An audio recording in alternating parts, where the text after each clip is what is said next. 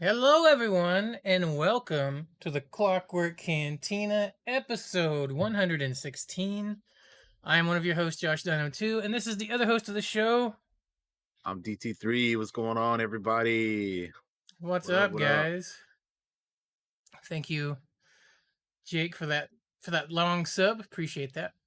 Um, Hey, 116 episodes. That's quite a lot.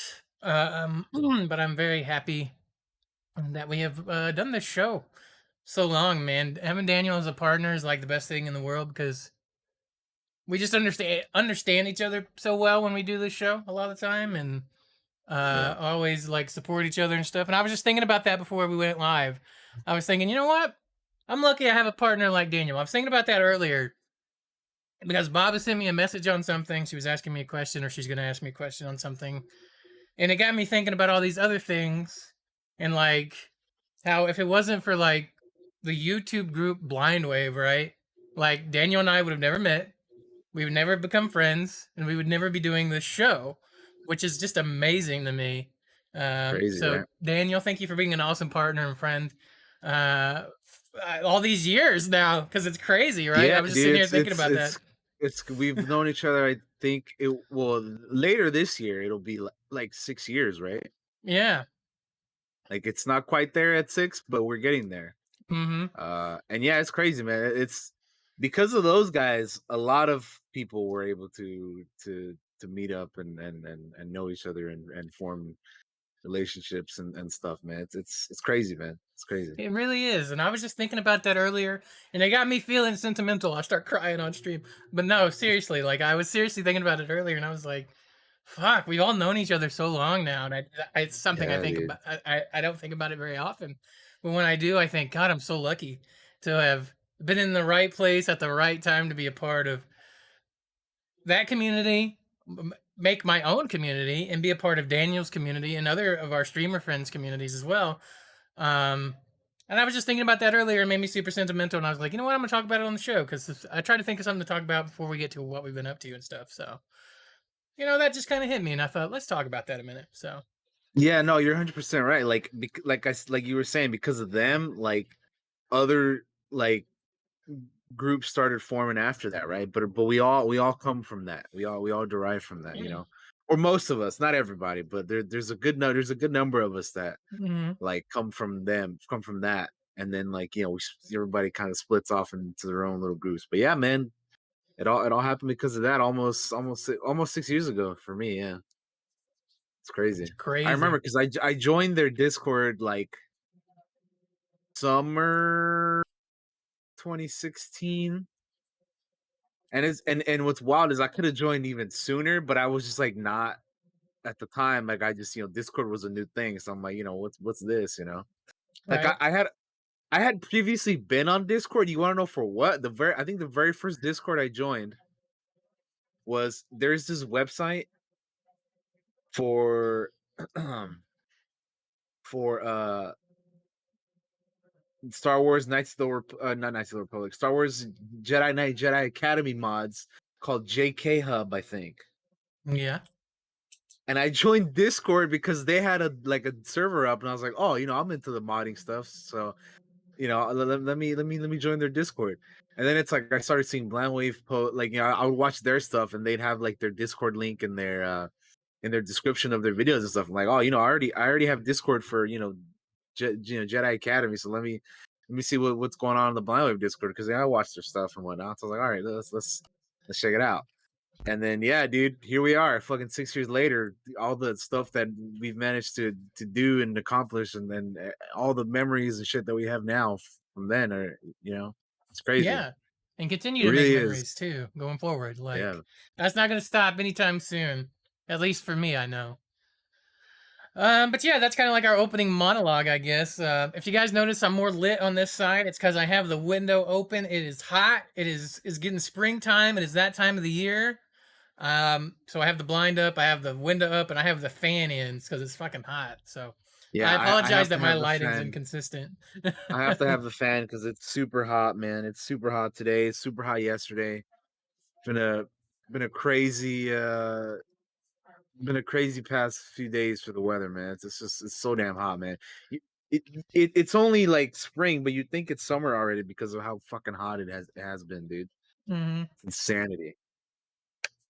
I need a haircut too before it gets that fucking summer heat where I'm dying July 100-degree weather. Um, Either that or I'm gonna have to start wearing a ponytail to keep it up off my neck. Um, Yeah, so yeah, guys, here's the show. Today's show, we're gonna be talking about Rome, the HBO Rome the series Rome. series. Daniel has Yeah, watched it. I meant to watch it. I didn't get to watch it all. I've seen it before. I've seen it previous to this, but I was gonna rewatch it. yeah. I just got busy the last few weeks and did not have time. However, so Daniel will be leading most of that discussion, and I'll throw in some color on there when we I get to it. definitely, um, definitely enjoyed it. There's a lot there. There's a Hmm. lot there. I almost like Josh said. I only watched it for the first time, like ever. Like I've never seen it prior to now, but we'll get into that later. Because yeah, there's a lot of there's some things to say about it for sure, for sure. Hmm. But yeah, that'll be in the second half of the show. Yeah. So yeah, So we have news and stuff. But before we get to that, we talk about what we've been up to the past week. So why don't we do that? Daniel, you are up. What have you been up all to right. this past week, my friend? Past week, I have been up to several things.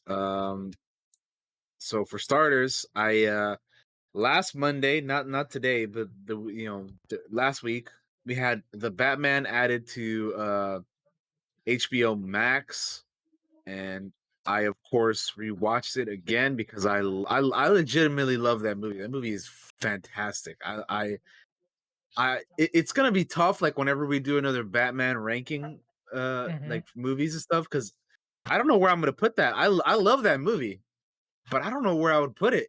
It's kind of tough, man, because it's so good. And like I like it more than some of the other movies, but like, I don't know where I put it. This is why I both like and dislike ranking. Like it's cool to see where things would where you would put things, but at the same time, it's like, man, this is just so good, but I don't know where. But anyway, rewatched the Batman. Love that movie. I was watching some reactions to it as well and whatnot. But that movie's fantastic. I love it. I watched episodes 7 and 8 of the Winning Time Laker show over on HBO Max. Things are getting a little bit for a super dramatic show. Things are getting even more dramatic uh, with this latest episode of what's going on. I haven't So seen it yeah, yet. You beat me this week. yeah, I know. Well, because yesterday, because dude, I was like, for the majority of I haven't been able to do much like watching things besides Rome because I had to finish Rome. But then I was like, all right, I finally finished Rome, so I can watch fucking Winning Time now, like as it drops. Hmm. So I was like, I was able to do that. So we'll watch Winning Time. We're gonna do a whole episode on that next month, I believe. So or in a couple weeks, actually, I should say. Hmm. When that's over. So we'll get more in depth on that when we get into that. What else? Play a little bit more of the Old Republic. My Jedi Knight, making more progress on that story. Play a little bit more Lego Star Wars. I 100%ed the story, but I'm still trying to 100% the game. But we still got a little bit to go because I haven't had a chance to play it a whole lot. Because, like I said, I've been watching a lot of the majority of my, you know, uh, time was trying to dedicate to watching Rome because you had to watch 2 seasons of a show in a little bit of time, so Hmm. I had to do that. Play a little bit more Lost Ark, play a little bit of Halo Infinite on stream, played Valheim both on and off stream. That's kind of like the group game at the moment right now that we do off stream, so that's fun. Um, I tried out this new game called Midnight Ghost Hunt. It's kind of like Phasmo, but also like not like it's you play like groups of four, I believe. It's like four hunters versus four ghosts. so the group or the objective of the game, if you're a hunter, is to take out the ghost before the clock strikes midnight, which is 5 minutes to do that. And if you don't defeat all the ghosts before midnight, then it turns around on you, and the ghosts uh, hunt you uh, when the clock strikes. And it's been pretty cool. I haven't had a chance to play it a whole lot either because, like I said, it's been all Rome for the majority of the time. But I've still gotten to do stuff here and there. Um, but yeah, that's been fun. Play a little bit of Pokemon Unite as well. I like to play that one from time to time. Obviously episode 4 of Moon Knight. Watch that. That was crazy, man. That fourth episode, that shit is crazy. I'm excited for the last 2 episodes, man. We got one coming up here on Wednesday, and then we got one next week, and then I believe we're gonna be doing an episode on Moon Knight, so that'll be fun. That'll be fun indeed. Mm. Um, and then last two things for me is West Marches again. Got to play more D&D.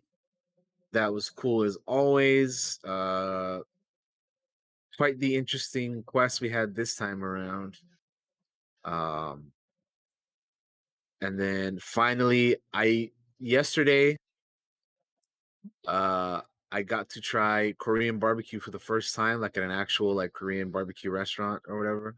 What was that? And That it sounds was awesome. in, and it was incredible. It was so good. Oh my Cool. god, it was so Cool. bomb, dude. Oh my god, it was so good, man. It's like one of those things where like you have to like cook your own, like they bring you the food and you cook it, and the whatever, but Yeah. it was great, dude. I loved it. It was fantastic. It was really really good, man. It's pretty cool. Yeah, it was amazing. I posted a couple pictures on my Discord and whatnot, but yeah, it was so good. So definitely 11 out of 10 for Korean barbecue, top tier. If you ever get the chance, for the I'm a little late to trying it, but it's great. I definitely recommend everybody. That's for sure. That's pretty much Awesome. been my week, man. Yeah. Awesome. All right.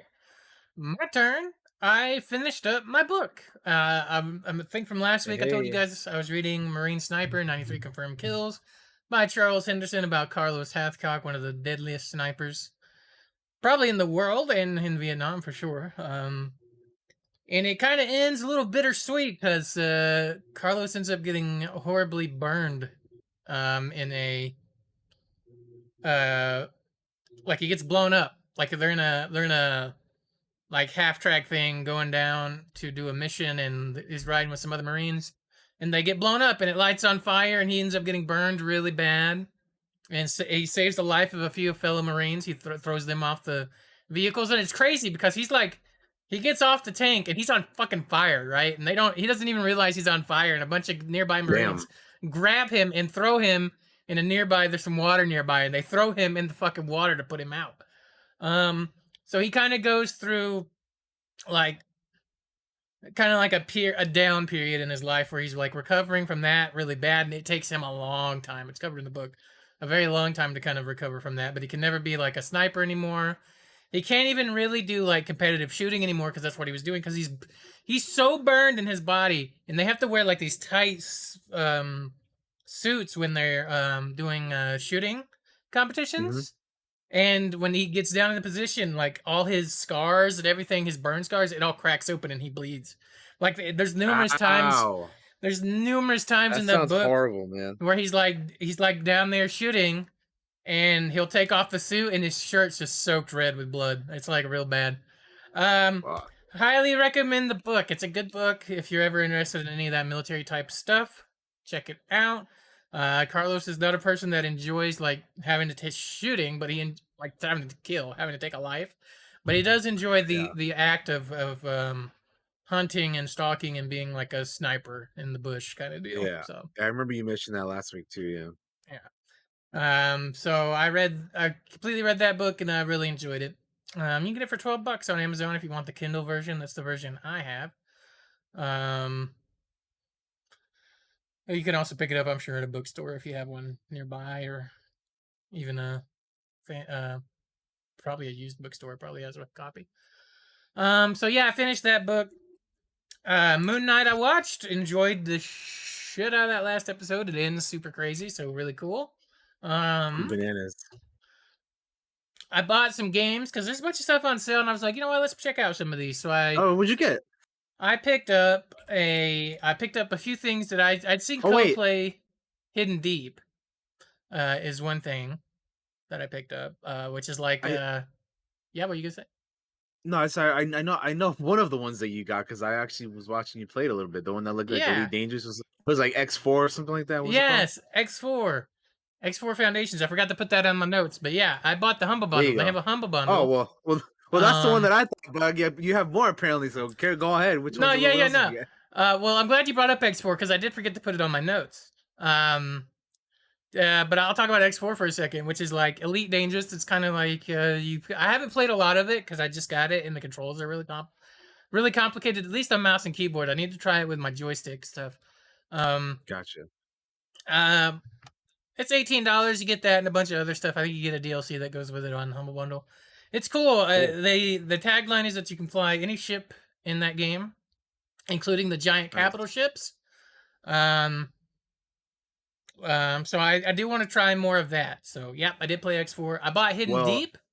Yeah. Oh wait, sorry. Go ahead. no, I was just gonna say $18 is a good deal because I just looked it up on Steam and it's apparently $50. So Yeah. hey man, if you guys are interested in that, go get it on the Humble Bundle because $50 on Steam, man. So and it just came out with a new update 5.0. So there you go. But anyway, Yeah. I think the what thing with else you got? those types of games, those X4 games, is they usually have to get patched up. It's a game that comes out and it has some issues.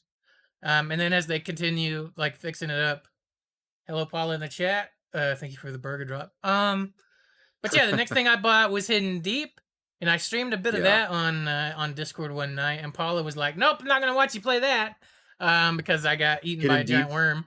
Yeah, Hidden Deep. It's kind of Ah, like it says it's heavily inspired by Aliens, The Thing, and Half Life. Explore, climb, swim, scan, blast, and shoot your way through dangerous missions in a huge sub-oceanic mining and research facility. Fear the horrors that lurk below. Um, so we did that. Or I did that rather.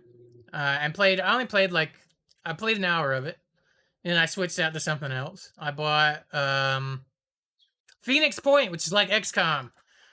It's from one mm, of the original yeah. developers of the original XCOM, I believe, is the thing to try out. And I've played like an hour and a half of that. I got into like a weird, I want to try this and see how it is kind of phase, and I could pick up all this stuff. It was on sale. Everything I bought was on sale. Um, so I tried that out. I like it. I'm gonna keep playing that. I've been playing Guild Wars 2. I hopped into that for a little bit and played around with it. I'm gonna keep playing around with that as well. Um, so yeah, that's Hidden Deep. That's Phoenix Point. That's Guild Wars 2. We played D&D this past Show week. did. Show Um, did. and it was pretty fun. I was actually a little worried because I say this to my players because I like to set expectations. I had a little bit of writer's block when prepping the adventure, but it eventually got there and we had a good time. A lot of combat heavy game, which is funnily enough not my greatest strength when it comes to D&D, which is funny considering like a good chunk of D&D is combat. I'm just not very good at that. I'm good at the storytelling and writing parts of it. I love that part of it, but combat is not my Yeah. strongest suit. But we played and it was fun. As always. And the last thing I did is yesterday I went and saw The Northman in theaters. Heard good Um things about that movie. my dad was supposed to join me. He ended up not joining me. Mm, Unfortunately, he had a lot of pain. And to get into politics for just a second, my parents are older, and as they get older, they have a lot of pain. My mom was a victim of a hit and run when she was a little younger. Not she was still grown and had us as kids and everything, but she was a victim of a hit and run, and ended up breaking her hip and being hit and having a lot of broken bones and shit. Right, so she just has a lot of pain in general. My old man has worked really hard his entire life at everything he's ever done, and a lot of it's physical stuff. And as he gets older, more pain, right? So, can we legalize marijuana everywhere, please, to help my parents deal with pain? Like I would appreciate that. Um, I'm not talking about like just for to get high. I'm talking about pain management, without having to have prescription medication that can make them loopy and strange. Like I don't talk about that stuff very often, but I am 1,000% in favor of that. So just a little Hell yeah. side tangent there. Um, so my dad did take me to the movies and drop me off because I don't drive. Um, and oh my god, dude. So we turned to go into the movies, and there was a big sign there that said "Road closed." Right. So we Yeah. went around another road and got to there, and it said "Road closed." Right. So we ended up driving around for like 15 minutes trying to find the road that was open because there's no signs anywhere, to get into the movie theater, and we finally did. Um, and the movie had the time was 2:20, and the movie said it started at 2:20, but they run previews and stuff, so I had time. Um, Right. so I got in there and uh, I got a popcorn and a soda because I always buy the thing to help support the movie theater, even though it's outrageously Theater. Yeah. expensive. Um, Mm. uh, and my ticket was free. I didn't have to pay for a movie ticket. That was the thing. I had a Hey, free well, movie hey, there ticket. you go, man. Hell yeah, that's what's up. Um, So I went in and the previews were playing, and I was like, all right, I got my favorite seat. I sit in the back, nobody around me. It was great. The movie theater, I will say, was a little busy on a Sunday.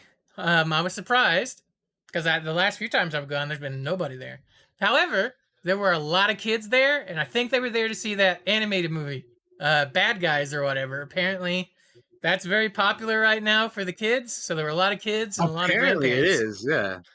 Um, and I was like, I believe it, because when I got home, I looked up and I was like, wait, this movie is top of the box office, what, or something like that. A lot of kids were there with their grandparents seeing that movie. So I went in and saw The Northman, and let me tell you, I enjoyed the fuck out of it. It is, um, it's a little bit. I say it. I compared it to Green Knight. It's very Green Knight, except I think it's easier to understand than Green Knight is, and I think you can get Mm. into it a little bit more than Green Knight, and it has a bit more action than Green Knight did. Um, there's parts of it that make me think of Elden Ring. There's parts of it that make me think of Dark Souls, even though I've never played Dark Souls. I've seen people play Dark Souls. There's definitely parts of it that make me think of those games. Um, it's a Viking revenge tale, and bro, I enjoyed the shit out of it. It has some great camera shots. I enjoyed the music. It's weird at certain points that I'm just like, I'm into this. I love those weird kind of movies sometimes, it's just kind of strange. It felt like a Viking saga. So I really enjoyed it a lot, and I recommend it a lot. I came home, I looked up reviews, and I saw people reviewing like they didn't like it.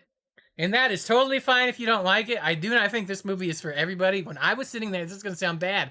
I don't think it's fault of the movie. I think people got the wrong impression. When I sat there, two ladies sat in the row in front of me to my left, and I want to Mm. say like 30 minutes into the movie, they got up and just left. And I was just like, Oh yeah. really? You spent all the money on your ticket and you're not at least going to finish the movie? Because I would like, man, I bought a movie for a ticket. Even if I hated the movie, I'd hate watch it. You know what I mean? Dude, Like, yeah, people be doing that, man. I'm just like, I ain't gonna buy a fucking ticket to a movie and then just leave like half an hour into it. That doesn't make sense to me. me either. Like you already planned out like, all right, I'm gonna go watch this movie. You know how? I guess you either, for the most part, I feel like people would know how long a movie is that you're about to go watch, right? You wouldn't. For me, at least, I like to like keeping like an idea of how long a movie is going to be before I go watch it. Hmm. I'm not just gonna go watch a movie and be like, oh, let's see what happens. It's like I'm not like that. I'm sure there are people that are like that, but I don't get that line of thinking of like, oh, I I'm don't gonna either. go, watch a movie, spend money on it, and then like leave halfway through it or like 30 minutes into it or whatever, and then just not like, yeah, I don't know, man. So I totally get if this is not your kind of movie. I really do. But I feel like you should do your research before you go see it and make that decision because I loved it. And most of everybody in that theater, I felt, loved it because they all sat there and watched it. It was just these two ladies right there. And I couldn't help because they passed in front of me. It's like the only reason I even bring them up. They passed in front of me, Yeah. right? And I don't even think they were really paying attention anyway because I heard them talking a few times. And I'm just like, y'all shut up. I'm in a movie theater. I want to watch the movie. I don't want to hear you have a conversation. All right. Yeah. Like, what are you doing? You're obviously not into this. I'm glad you left. Um, the Would you so please shut your mouth? Yeah. exactly. Um, but yeah, it has Alexander Skarsgård in it. Nicole Kidman's in it. Oh, Anya is she? Taylor Huh. Joy's in it. Ethan Hawke's in it. Bjork's in it, and Willem Dafoe is in it. I will say I can't sell you on Willem Dafoe being in this movie. He's not in this movie a whole lot. He's only in it for a little bit. Okay. Um, Interesting. uh, It's but crazy because I feel like he's like in every movie nowadays, man. Like Willem right. Dafoe is just like has his has like a foot in in every movie, man. It's like I've seen him Hmm. in so much like recently, Also, It's crazy. Alexander Skarsgård is a very large man. I did not realize how tall he is. You know who else is in this movie? Although they got a minor role, and it's a little bit of a. It's not a spoiler. It's got the mountains in this movie for a little bit, and Huh. he slimmed down a bit. You know, Mountain from Game of Thrones. He slimmed down a bit. I didn't even realize it was Yeah. him. I honestly didn't realize it was him because Alexander Skarsgård standing next to him is like just as big, and Skarsgård is fucking jacked in this movie. Yeah, he's like Um, 6'4" or something, right? he's very large and very He's a big muscular. dude. Like Those Skarsgård dudes are yeah, they're he definitely looks like a fucking Viking. I'll tell big. you that. Um, Yeah. um, oh, also definitely some Conan in this movie. If you like Conan the Oh Barbarian, yeah? there's definitely some Conan in here. Um, Nice. uh, I very strongly recommend this movie. It has one of the most badass fight scenes I've ever seen toward the end of the movie. Um, it has a well, I don't want to spoil much more than what I have already. Go check it out if you get the chance to see it. I'm probably gonna buy it when it comes out. That's how much I like this movie. Um, uh, so yeah, if you got a chance to go see The Northman, go give it a shot. Just go in knowing that it's gonna be a little weird at times. But I was able to follow it the whole way through and understand exactly what's kind of going on. Um, but yeah, be aware it's not all action all the time. There is a long period where there's not like a lot of fighting necessarily, but there's a lot of kind of plotting and stuff like that. Mhm. Um, it has one of those badass moments that I've ever seen in a movie. It's in one of the trailers where somebody throws a spear and Skarsgård character grabs the spear out of the air, turns and throws it back at the dude that threw it. And that moment Nice. was awesome. Um, so yeah, go check out The Nice. Northman. It's a metal ass fucking movie. I enjoyed the shit out of it. Uh, I was listening to the soundtrack yesterday because it's on Spotify, and I was like, "Is there anything in here I can steal for D&D?" When we're playing the music, I was like, "What can I steal for Put it in the D&D?" playlist real quick. Yeah, So I'll yeah. throw it in the playlist when we play D&D. So yeah, that's what I did yesterday. I saw The Northman. It was awesome. It's not in my notes, but I got some packages in the mail, and I want to show them off. I got my Tales of Zadia role-playing game book. Look at that fucking Oh, there it is. cover, dude. That art is awesome. I love this book. I think it looks great. I've been reading it. When I lay down at night, I have it. So Daniel knows this about me because we were roommates at WaveCon, which is I usually have like I tend to go to sleep with like a television on or something like that. But since I Yeah. started reading before going to like sleep, I haven't done that. So when I lay down, I was reading the Carlos Hathcock book, which I finished. So when I finished it, I was like, you know what? I need something to read. I popped this bad boy out, and I've been learning how you play this game. Um, it has all like it spoils the Dragon Prince. So if you haven't watched the Dragon Prince and you get this book, for God's sakes, watch the show first before you got I would it. imagine though that people who get that probably have seen it already, but yeah, just You in know how case, people yeah, are. Some of the don't art in read that shit here. if you haven't seen it. There you go. Some of the art in here. Let me find a art page for you. Is gorgeous. Here's a piece of art. I love it. I love the art in the book. I love the cover art of it. I love the Nice. book. Um, and I know Baba's like wants to play it at some point. She's been messaging me about it, so we're totally gonna hop into this at some point. Um, the other thing I got is the first sideshow statue I've ever bought. because that shit is Oh, I expensive. saw that. Yeah. So these things are like higher end collectibles. So for anybody who knows, if you don't know anything about this stuff, is there are two things. One, higher end, so expensive, and number two, this stuff usually by the time you pre-order it, it will arrive like a year later or like whatever. Like It's it over a takes a year. long time. It was Yeah, over a yeah. year. This got That's the delayed to thing about COVID. yeah, that's the thing about Sideshow and all this stuff is that they're expensive and they usually like take forever to get to you. So that's the thing, yeah. But there it is. Look at that. This is Ford. This is Ford from Critical Role's Mighty Nine, played by Travis Willingham. It came literally at 2 p.m., I want to say, or something like that. 2 or 1 p.m. I can't remember exactly the exact timeline. I've had it pre-ordered. I pre-ordered it. I looked it up because I was curious. I was like, how long did I have this pre-ordered? I pre-ordered this in January of 2021, and I'm just now getting it in April of 2022. So Yeah, it is awesome, super detailed, and it was super expensive. But luckily, you can do payment options if you want to over a period of time, so it didn't hurt all at once. yep. Um, this was my There it favorite is. character, and the moment I saw the statue, I had to get it. I'm a big fan of Travis, and I'm a big fan of this character in particular. Val, you haven't seen Campaign 2? Man, I love Campaign 2. Um, but yeah, that's my one and only, and it has an awesome like plaque. It's got the Mighty Nine symbol on it, and it says Ford statue limited edition on the bottom. And I'm gonna put this back on the shelf because it's fucking heavy. Um, I bet. so yeah, you got to be very careful with that stuff. Very delicate. I was like, when I opened this up, I was like, I do not want to drop this. And I do not want it to be broken. I was terrified of breaking it when I was opening it. It came in an awesome box that I have put up over there. Um, but yeah, that's what we've been up to, guys, for the past week and today because a lot of that stuff happened today. Okay. I feel like I've been talking forever. I'm exhausted. All right. Uh, Well, we if you're ready, man, we can hop into the let's news and get this thing going. let's hit the news, Daniel. All right, it's time for the news. All right, so first piece of news we got here for the gaming news is a big one. It's a big one. It's one that I'm super excited for. Yeah, boy. Uh, thing that we got here is that Amy Hennig and Skydance New Media are creating a new Star Wars game. The studio has begun an exciting collaboration with Lucasfilm Games.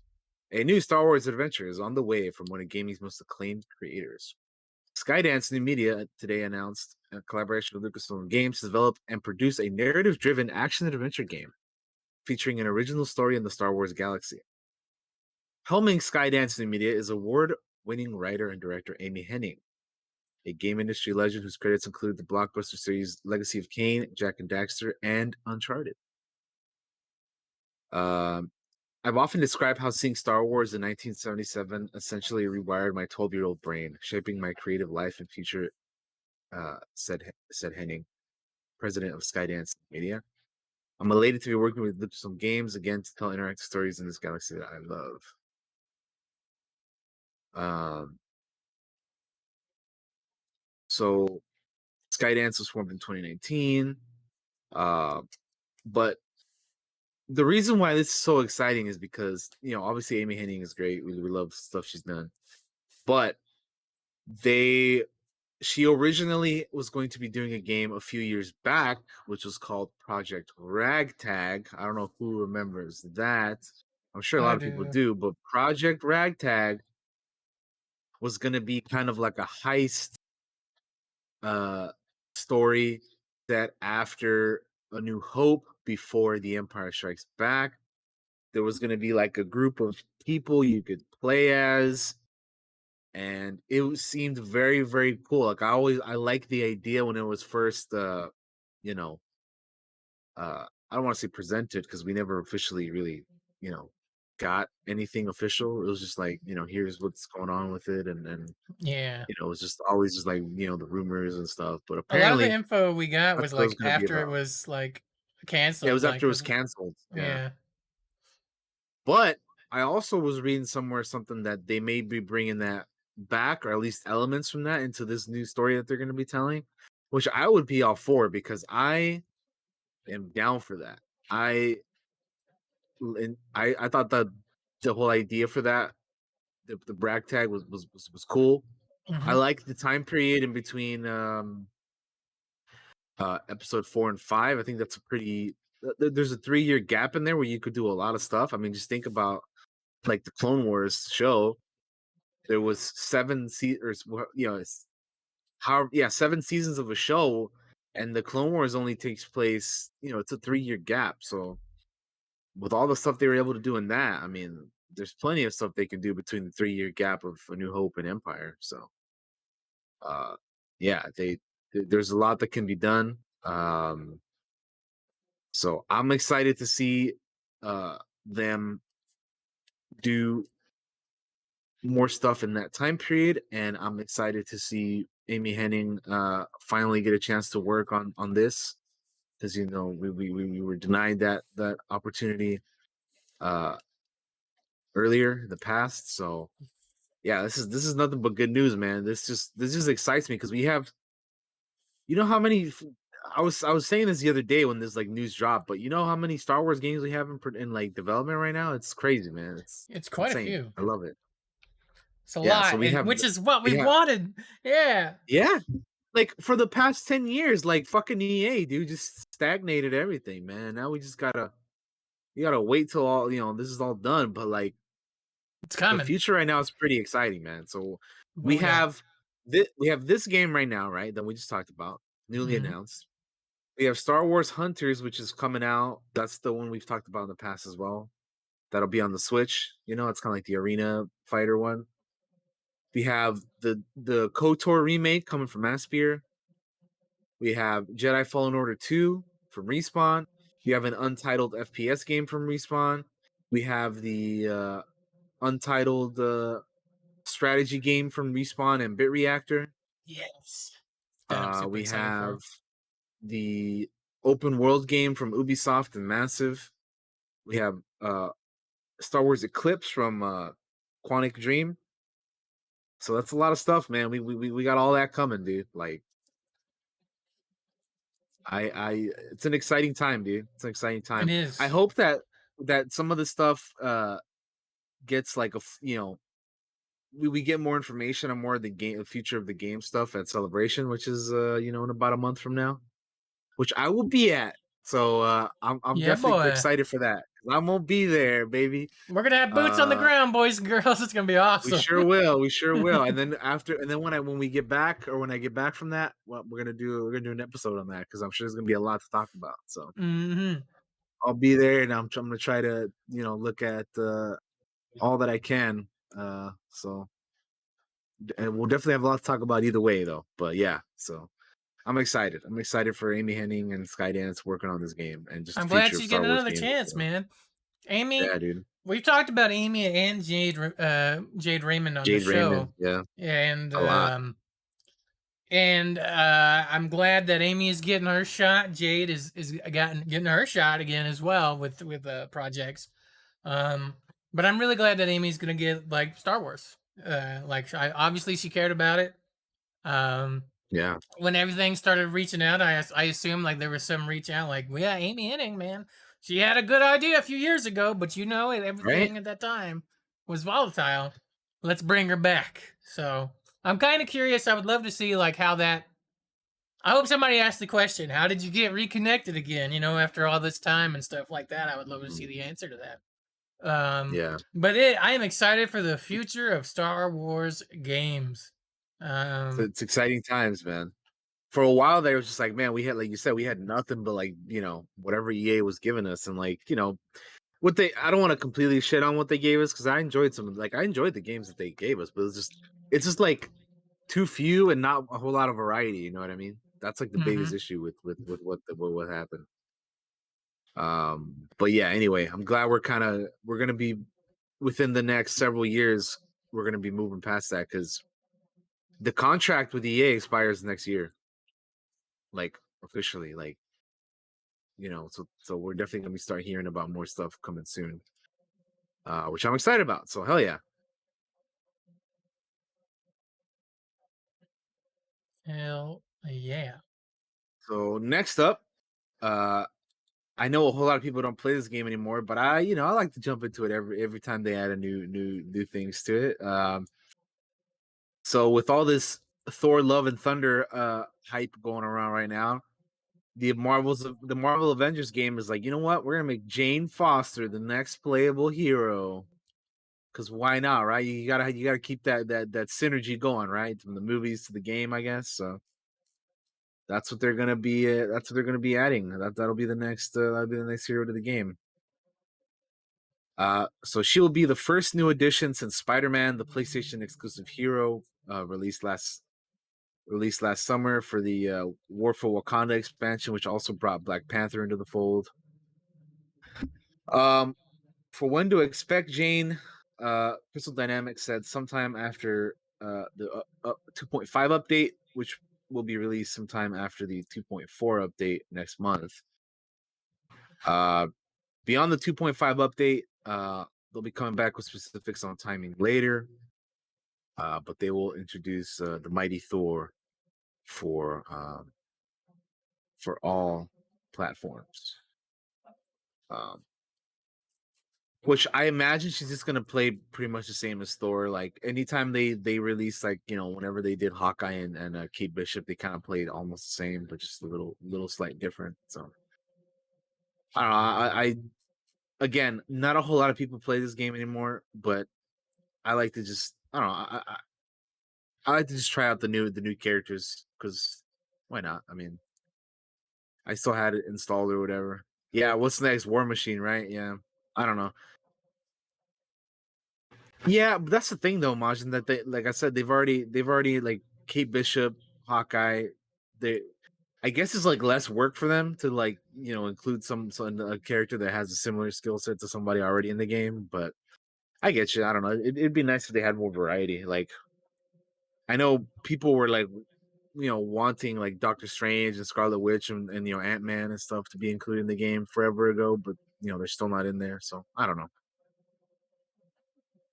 We'll see. We'll see. I don't know. I don't know. Mm-hmm. Mm-hmm. But yeah, that's a little bit update on that. Um, Next up, we have something that was pretty cool in my opinion. I know I that like it. Mm-hmm. I know that I haven't been or Josh hasn't been. We both haven't been the most excited or enthusiastic about this game. But I'll be honest with you guys, man. Like for me, I don't know. I'll let Josh speak on how he feels about this. But for me, this kind of made me look a little bit more forward to the game. I was like, oh man, I might actually play this now. But yeah, Josh, have you seen this before until now or no? I did watch it. I did watch the Saints Row, like a boss ultimate customization deal. I watched the whole big reveal thing that they did because there was Hmm. multiple parts. Not just this 5 minute Yeah, video that I had playing for you they guys. they they did like a live stream. I restreamed it on my channel on Twitch as they were doing it live. And but yeah, uh, I'm a fan. I'm a big fan of customization in games. So Mm-hmm. I think with what they're doing here, I was hoping that they would make it better than in previous games. And from what they showed us here, is that is what is happening. They're like pretty much bringing back the customization from the old games, but making it they taking it a step forward and making it better. Yeah. Which is what you want them to do. So I uh I like it. I like what I'm seeing with the customization in this game. I will say Uh, for myself, I am interested in it again. I know I was lukewarm on it kind of before, and I was like, I need to see more. Um, with what they've shown, the customization stuff, all that looks great. But like I told Daniel, it looked like from like the other thing that kind of makes me like a little bit of a wet blanket on is just like some of the characters were like still cringy. But for the most part, the customization oh, of stuff course. is dragging me back toward wanting to play the game. Yeah, Um, like I feel like the side characters are still gonna be like too corny and lame for me. Yeah. Because I mean, there's at this point there's not a whole lot you can do to change that. You know, you're kind of already established in the previous stuff. These are your two people you're gonna be rolling with, and they're lame. I'm just gonna straight up they're lame. Hmm. Um, but this customization stuff definitely helps. And yeah, I think it looks I think it looks the game seems better for me now. But yeah, I'll probably will end up giving this a shot now. Now that I've seen this, and I hope that just with the stuff that they continue to pump out for this, like future things, they make it look they keep making it look as better, like the game did for me in this. So uh, can only go up from here, I suppose, right? Unless they Yeah. somehow bring it back down for me, but it should be all right. Yeah. We will see. I'm more interested than I was before. I like all the Absolutely. customization they've shown. There's a ton of it. Um, Yeah, there's not only for your character, but for like your weapons and your vehicles and stuff, and it's cool, man. I like it. your You hideout can as well. change, Yeah. yeah, the colors and like the metals or the type of material and shades and stuff. It's cool, man. I like it. I like it a lot. Your guns, like it seemed like Hmm. anything you come into contact with can be customized. Your gang members, the whole deal, with lots of Yeah, options. It seems like so. That's yeah, exciting. for sure. So yeah, Okay. so this customization stuff definitely helped for me. It's helped this Yeah. game's case for me. That's for sure. So yeah, I know we've been kind of not too enthusiastic about it in the past, but we're this helped. So there you Yeah.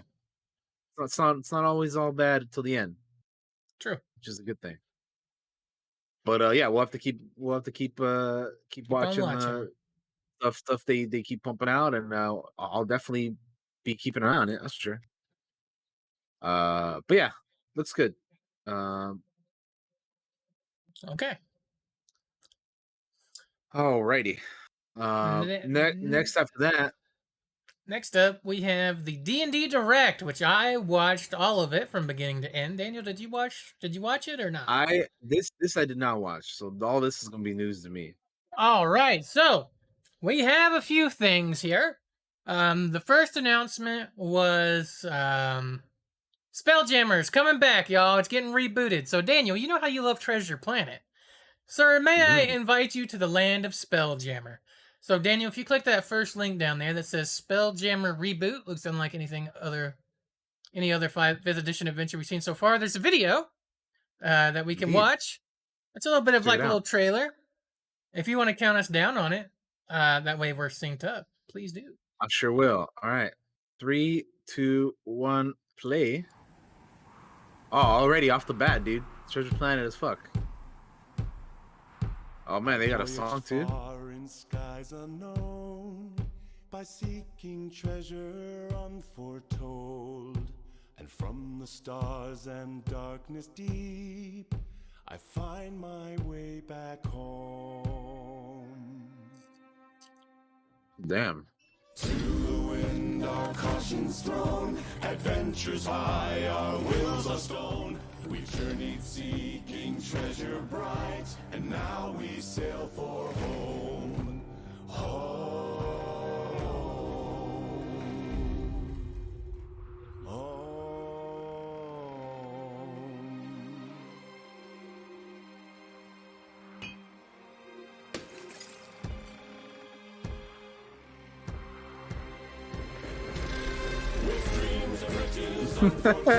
The hamster crying, bro. Across the stars to treasure far from All right, well, that looks cool to me because I am always down for some Treasure Planet type shit. So, high fantasy and space travel, let's get it, dude. That sounds cool, man. All right. Let's read this article for Spelljammer because I've never been Spelljammer. I know nothing about Spelljammer. But that video alone tells me that is Treasure fucking Planet. Um, Yeah, straight up, dude. So let's read what it says. Spelljammer, a setting that blends high fantasy and space travel, is coming back to Dungeons and Dragons. Wizards of the Coast announced the setting's return Thursday during the D&D Direct streaming presentation. It's a 3-volume set titled Spelljammer: Adventures in Space. It comes packaged with its own slipcase and includes a double-sided map and a DM screen. You can pre-order it now for the list price of $69.99, and it is a release date for August 16th.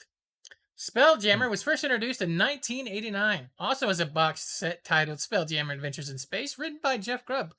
Published originally by TSR, it is still in print, with physical copies available via partnership with One Bookshelf. The setting gets its name from its starships, massive flying vessels piloted by powerful wizards. You can see one in action in the trailer above. Spelljammers look like elegant, open-decked vessels with distinctive wing-like sails used to travel through space, through the air of terrestrial planets, and even between different planes of existence. In this way, they've been used to connect the many disparate settings of the D&D multiverse, including the Forgotten Realms, Eberron, and Dragonlance's Kryn. So Oh yeah, sorry, go ahead.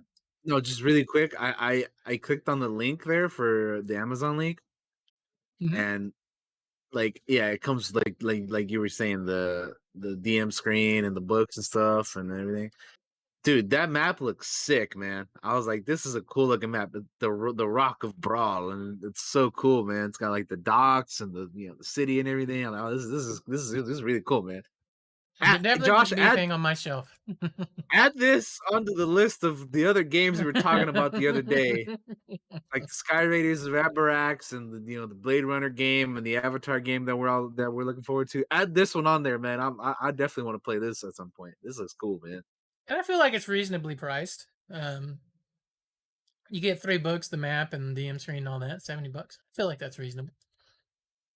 But anyway, Hell carry yeah. on. I just wanted to bring that up real quick because I thought I clicked on the link. I'm like, this map No, that's looks cool. sick, dude. It's cool. Yeah, feel free to interrupt anytime. Just know that I talk fast, and I'll always be like, "Please continue," because I don't want to cut you off. No, you're good. I just wanted to uh, bring that up real quick. no, I I like the got you. map. The first of 3 volumes in Spelljammer: Adventures in Space is titled Astral Adventurer's Guide. Wizards says it contains everything DMs need to run a campaign, as well as 6 new options for playable characters, specifically all 6 of the races included in recently released playtest materials.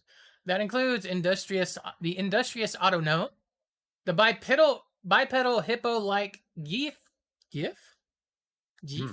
I don't know how you pronounce it. The primate-like Hadazi, the Uzi plasmid, Oozy plasmoids. plasmoids, I guess. The astral elves and the insectile Thrycreen. Oh God, I can't pronounce that any of those names. Thrycreen sounds like something else, but yeah. The Hadoozy is The Hadozi. Yeah, Hodoozy. that's an interesting name in the GIF or the GIF. I don't know. Interesting names, but True. cool, man. I mean, shit. I'm about this already, though. I like it. I dig it. I'm into it. You know, chat, let me open up a link so you guys can actually see what you get in this box set. I'm Yeah, gonna show you. show them the things. Show them the map, dude. Because I think that map is fucking cool, man. Where's the map? Oh, it's right here. So it's on the second, or actually, yeah, the second picture, second image. Like you can Can see some I of it, like can the I open Rock of this Brawl top in full side. screen? Yeah, there we go. Here Like you to go, guys. me, that Here's looks fucking cool, man. That looks like a setting I want to play in. You know what I mean? I look at that and I'm like, yes, take me there. I like the art on all the books. I love the whole look. I love purple, and there's a lot of purple in this. Okay. There is Mm-hmm. definitely those cosmic vibes of the purple and blue. Yeah, but yeah, man. I don't know. Just the map is just like I Sticks keep out to mentioning it you. because it looks so cool, man. Yeah, It I really does. like that map. I dig it a lot. It's really really cool. It does look awesome. All right. Library of Spheres. So Man, yeah, that really is cool, what really cool. you'll be getting in that case. And yeah, like you said, Um. the art in the books is great. The DM screen looks cool. It just all of it looks fantastic. Hell yeah. All right. But what do we got next? What else is in This that? What else is in the D&D Direct? So the second book in the Spelljammer book, I want to go over because there's 3 books in there. The second book is Okay. titled Boo's Astral Menagerie, named after the miniature giant space hamster from the original Baldur's Gate video game. Had no idea that was a thing because I've never played the original Baldur's Gate video game. Here's where things get particularly odd. Among the new monsters being introduced to the setting are evil space clowns, vampirates, Whoa. sentient comets, Vampirates. Wow. and of course, space dragons. The course. final book is an adventure called Light of Xeraxis, set in wild space in the Astral Sea. It includes 12 episodes, each of which end in a cliffhanger. It is not known at this time what level characters will start or finish the adventure at. So yeah, that was like the very first thing that they showed in the thing. Next up, they showed campaign cases. I know the next thing on here is the Dragonlance thing, but they actually showed that last. So we'll talk about that last. The next thing they showed are these campaign cases, which will help you return to the table with all the tokens that you can carry. So basically what these are box sets of like monster tokens. So like orcs, goblins, things like that. They also have terrain tokens that you can piece together them to make tiles and art. And they have stickers that you can put on there that are like trees and stuff, and you can peel them back off and reuse them. So that's really cool. I'm only going to spend a few seconds on that, but that's like neat for when we're all playing D&D in person again. Would be perfect if like when we go to WaveCon or something like that. And we need that. There is some stuff in here on the movie, but I think I put that in the movie news, or maybe I didn't. But it's not anything I think really. You might have, we'll talk about that when we get to the movies for sure. Next up, they're having a new starter set called Dragons of Stormwreck Isle. For those of you that were at WaveCon with us and we played D&D, we used one of those starter sets that I believe Jake and Baba were so kind and gifted me while we were there. That have like they're for like getting started with D&D, right? They come with pre-made characters, character sheets, an adventure to run, and some quick rules to get you going. So they have a new one called Dragons of Stormwreck Isle.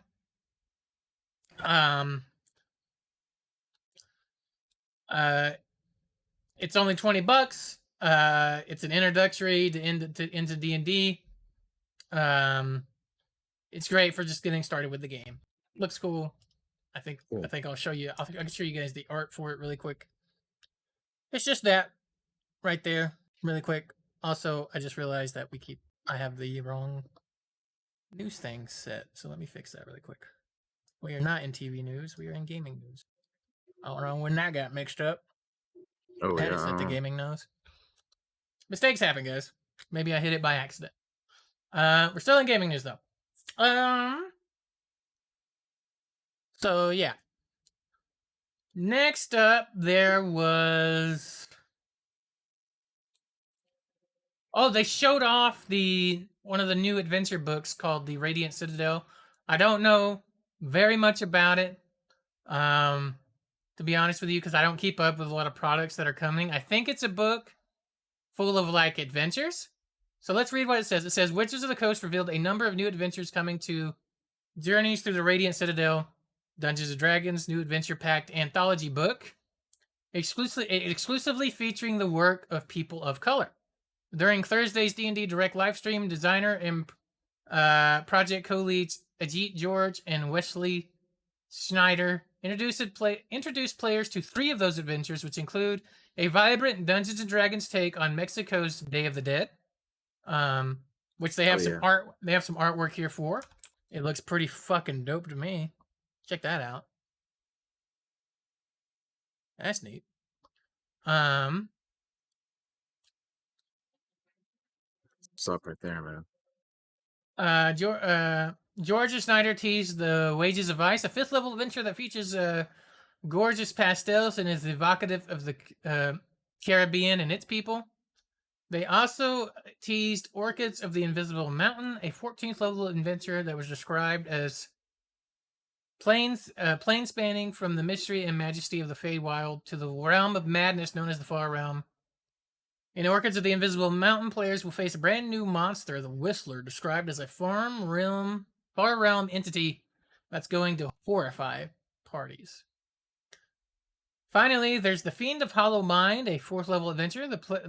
There, players will experience the Night of the Remembered, a festival where the departed and the dead come back to celebrate with their loved ones in this party of skeletons and spirits.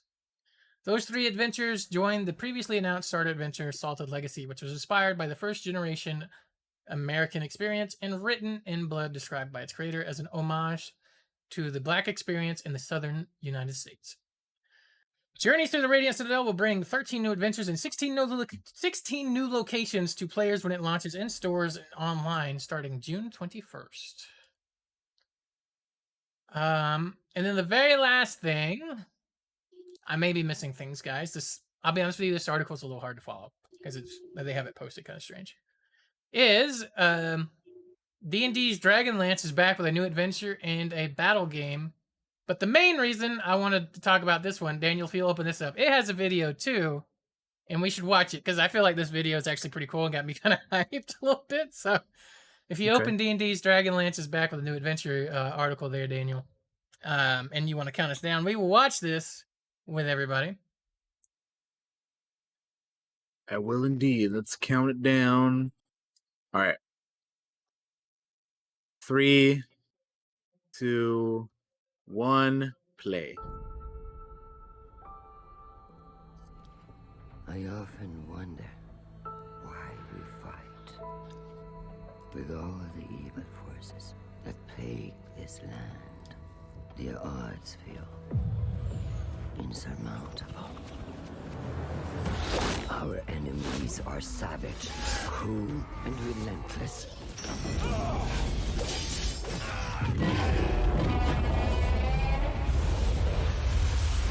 But even in knowing all this, we must still fight on.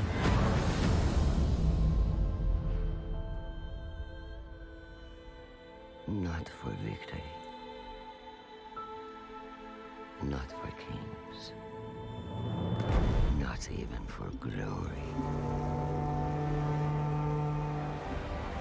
But for each other.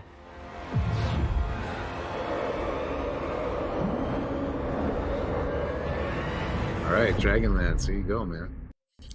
I feel like that's It's pretty actually fucking book dope. and battle game. Yeah, that was pretty cool, man. A little cool setup for that, definitely. Very nice indeed. Yes, sir.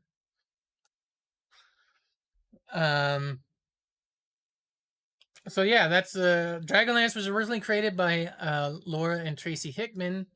Daniel, you mentioned Aberax earlier. I believe that is the same people. I believe that is Laura and Tracy Hickman. If I'm Indeed, not, yeah, indeed. if I'm not No, confused. you're right. That is them. There's a lot of creators of Yeah. D&D and other things out there, guys. I get them mixed up sometimes. But yeah, that looked cool. Look, that's only like a little minute and like 10-second little trailer. Got me hype. It's not even like cinematic. It's just, I mean, it's cinematic, but it's just good Yeah. art. You know, it's not like it's Yeah, moving exactly. people. The voice goes Yeah. a long way. Obviously, we know her from The Expanse. I cannot pronounce her name. To save my fucking life. But I will post it in the chat, and I apologize. I haven't watched The Expanse, so I don't know who it is, but You do know her. You know her from she's Mass got a good Effect. voice. She's one of the admirals in the Quarian fleet. Oh yeah, yeah. Okay. As soon as you said that, I was like, oh wait a minute. Yeah, she's that Quarian lady. Yeah. Okay. Yeah. Yeah. Okay. Yeah. You did. She's got such a. Her voice was perfect for that admiral. But yeah, that's most of the stuff at the D&D Direct. It was only like 30 minutes. It was not very long. Cool. I mean, some of that stuff was pretty exciting though. Like the new games that they got coming out. You know, with Dragonlance and the Spelljammers and the adventures and stuff like that. Yeah, and the Dia de Muertos stuff. I'm into all that. That looks cool. Yeah. They do mention the movie, and we will talk about that when we get to the movie news. And I Yeah. did put it in there. So, yeah, when we get to the movie So- news, we'll mention the movie stuff. But All that's right. it. That's it Well, for the D&D Direct, huh? yeah, that was it. That's the All D&D right. Direct. Next up, we have some Borderlands news. A new Tales of the Borderlands is coming this year. So the game is being developed by Gearbox and will feature all new characters and stories. So Gearbox boss Randy Pitchford revealed at PAX East that a new Tales of the Borderlands game is in development and will be out later this year. He said, because of the success and our love for Tales, and because of our interest in developing the Borderlands universe in new ways, we thought it would be fun and exciting to dive into the format of interactive fiction that once again, Pitchford said during their presentation at PAX. This time, we're doing it to imagine all new characters and all new stories from Borderlands. So soon we'll be announcing an all new game set within the Borderlands universe presented in that style of interactive fiction. It'll be developed in-house by Gearbox, so we'll see how that works. Because originally the other game was Telltale, uh, which is they specialize in the narrative focused games. So yeah, we'll see what how this ends up. I like Tales of the Borderlands, the Telltale one when that came out. I did I enjoyed too. that one quite a bit. So we'll see what they do, man. This is gonna be new characters, and Gearbox themselves are gonna be doing it. So, we'll see. Yeah. I liked the first one a lot. I streamed it. I have some funny clips on my channel from it. I I wanted a continuation with those characters, but I guess we'll see. I guess we'll see. That's all. That's all. Well, we'll have to wait and see, man. What's next? Next up, uh, keeping with the world of Borderlands, this time shifting over to Tiny Tina's Wonderlands, though. A new DLC is revealed. Coiled Captors. A new snake-filled trailer is also here, so we can check that out. So the game has been out for less than a month, but we already have the first DLC for it. Like I said, Coiled Captors focuses on snake creatures, or uh, let's go ahead and check out this trailer, though. If you want, I'll count us down, Josh, and we'll press play. 3, 2, 1, play. Coiled looked into the eyes of a god and blinded him, believing that this act made them equals. But there is no equality between captors and their captors. Street Sharks. Right?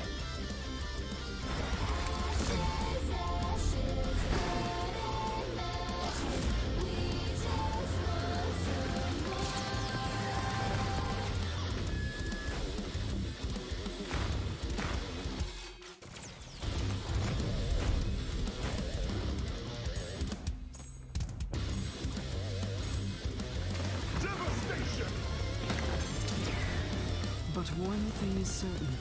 Allowing a single being to live without freedom makes monsters of us all. For freedom is the only thing that can truly show you who you are. There it is. Cool. That looked neat. So this is one of those games that we started playing, and then we just haven't continued playing it. No, and I want to. I liked what I played. It's not even like I didn't like it or same. anything. Yeah, same. I definitely want to play some more too, but yeah, there's just been a lot going on recently. But definitely want to get back to that. Because I did enjoy that. But it's crazy that they already got a DLC for it, and the game's like it hasn't even been out that long. Right. But yeah. Last thing we got here for the movie news, Jesus, the game news. I don't know why I said movie. We're not there yet. Anyway, started that. Gaming news is that TMNT Shredder's Revenge gets a summer launch window, and we have an extended trailer to look at as well. We're not gonna watch this whole thing, Josh, because it's like 11 minutes. Yeah, I just realized But how long it is. yeah, but if you want to like kind of just I'll play play a it little and skip bit, through. Yeah, let's skip and then through it you a can little skip bit. through it, yeah. So just feel free to start it whenever, because it's just there's a lot here, Look at Shredder, he's jacked. right? It's my boy Mikey and Leo. Hey, yeah. Yeah. This is like if Josh and I were playing, because Josh, I believe your favorite turtle is Mikey, yeah? I always loved Mikey, yeah. Yeah, and my He's boy's my guy. Leonardo, so there you go, man. Leonardo's my guy, so here we go, dude. Let's get Yeah. it. Pop, My pop, pop, pop, nephew, pop. my youngest nephew, is a big Mikey fan too. I'm like, yeah, boy. Nice. Yeah, this I is kind of also- cool, though. I like all Go the ahead, go turtles, ahead. so I was just gonna say I like all the turtles. Yeah. And, like, I also am a big fan of Raphael. So Yeah, Raph is cool too. Yeah, I always like Raph also. yeah. What were you gonna say? Nah, for me it's just like I'm like I usually am not like super into these kind of games, but this one looks like a good time, man. Like I do enjoy these, but yeah, I feel like this could be fun, man. If you had like a 4-player squad right here, man, where you could all play a turtle, you know, I think this could be fucking fun as hell. Everybody pick your turtles. Let's go. Hell yeah, I call Leo, man. Nobody better take Leo. Mikey's mine.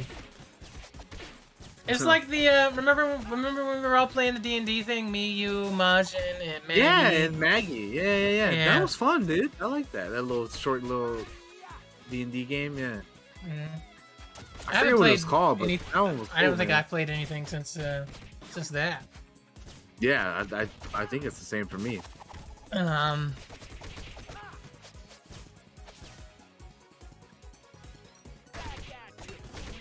Plus, I love pixel art style, and I love this old school music, right? Like you used to get back in the Yeah. day when you played these Fucking side-scrolling games. arcade vibes and whatnot. I love them. Takes you back, right, when there were arcades and stuff. So, and there still are out there some places.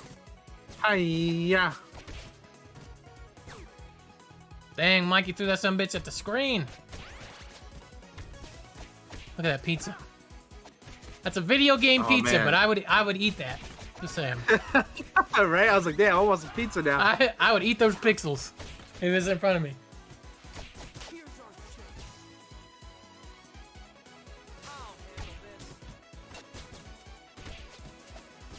But yeah, like I said though, this is a bit of a long one, so if we want to continue skipping it up, we can do that. Yeah, we're gonna skip it. I'm gonna turn the sound off, and we'll just skip through a little bit. Most of you guys' audio will be weird. Start skipping around. Cowabunga, dude. This is just all Mikey and Leo, huh? Whole way through. Maybe. Oh, they're fighting Bebop. No, they switch it up to Raph and Donnie. Ah, I see.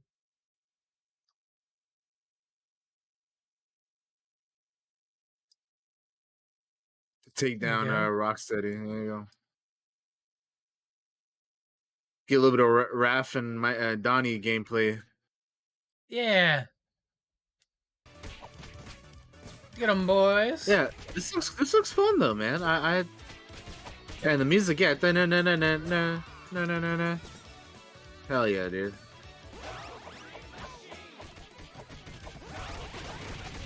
The turtle Damn. man's on blocks, yeah.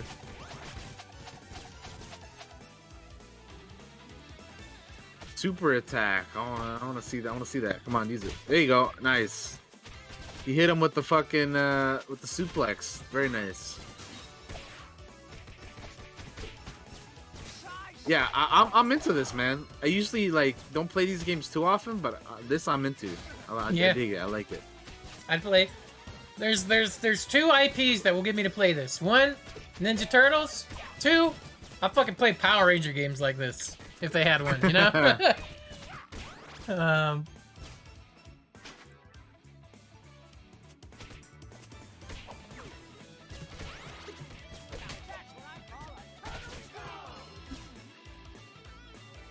All right, that looks great. Cool. This looks fantastic. What's the date on Yeah. this? Do we know when this comes out? So it has a summer release window, but I don't know if there's an exact date. I gotcha. But that looks cool, man. I'm into that. I'll be checking that out for sure. I'm into that for sure.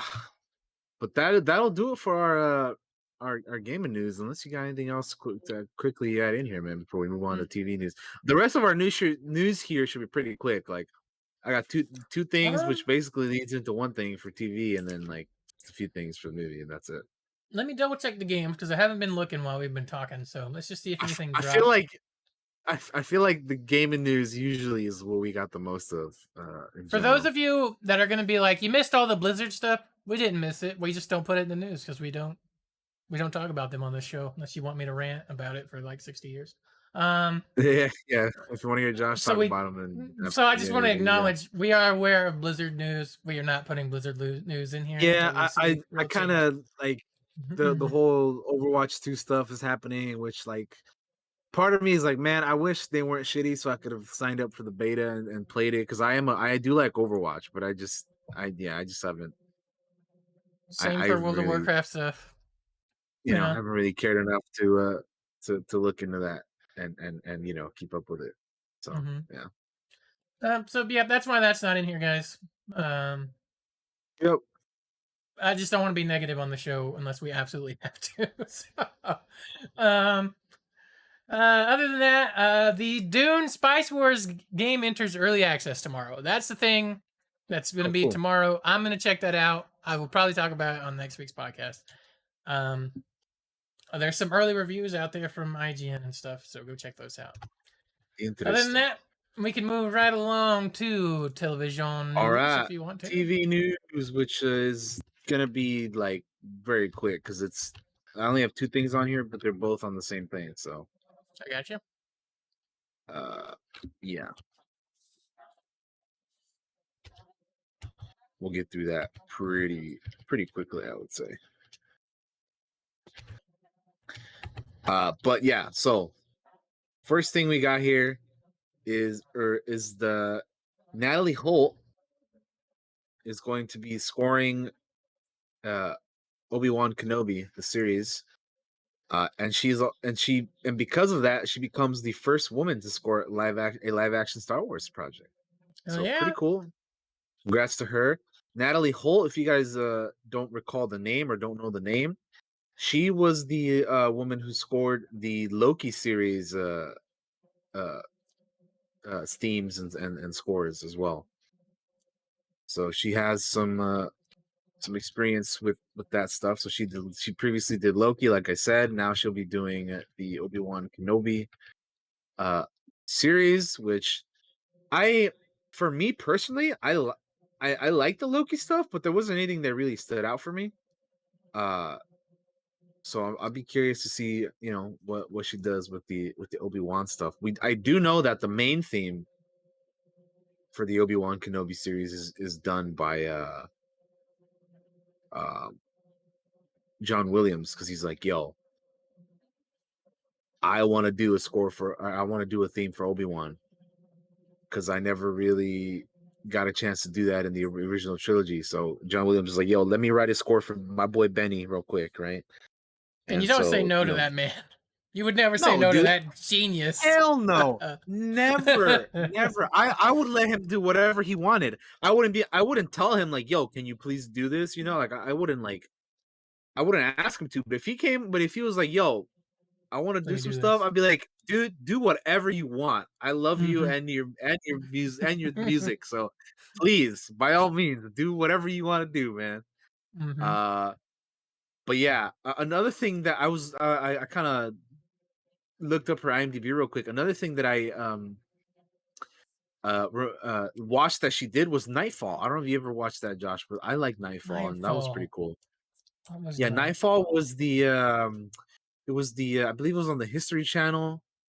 Yes. It had like Mark Hamill in season 2, but I really like season 1. That was I need to give it another chance. I think I started watching it and didn't get to keep going. because of something. Yeah, it's only the 2 seasons, I believe, because they canceled it. I'm pretty sure, but it was cool. I enjoyed. I think I enjoyed season 1 more than season 2, but it was cool seeing Mark Hamill in season 2. You know, I was like, oh damn, there he is. But that was pretty cool.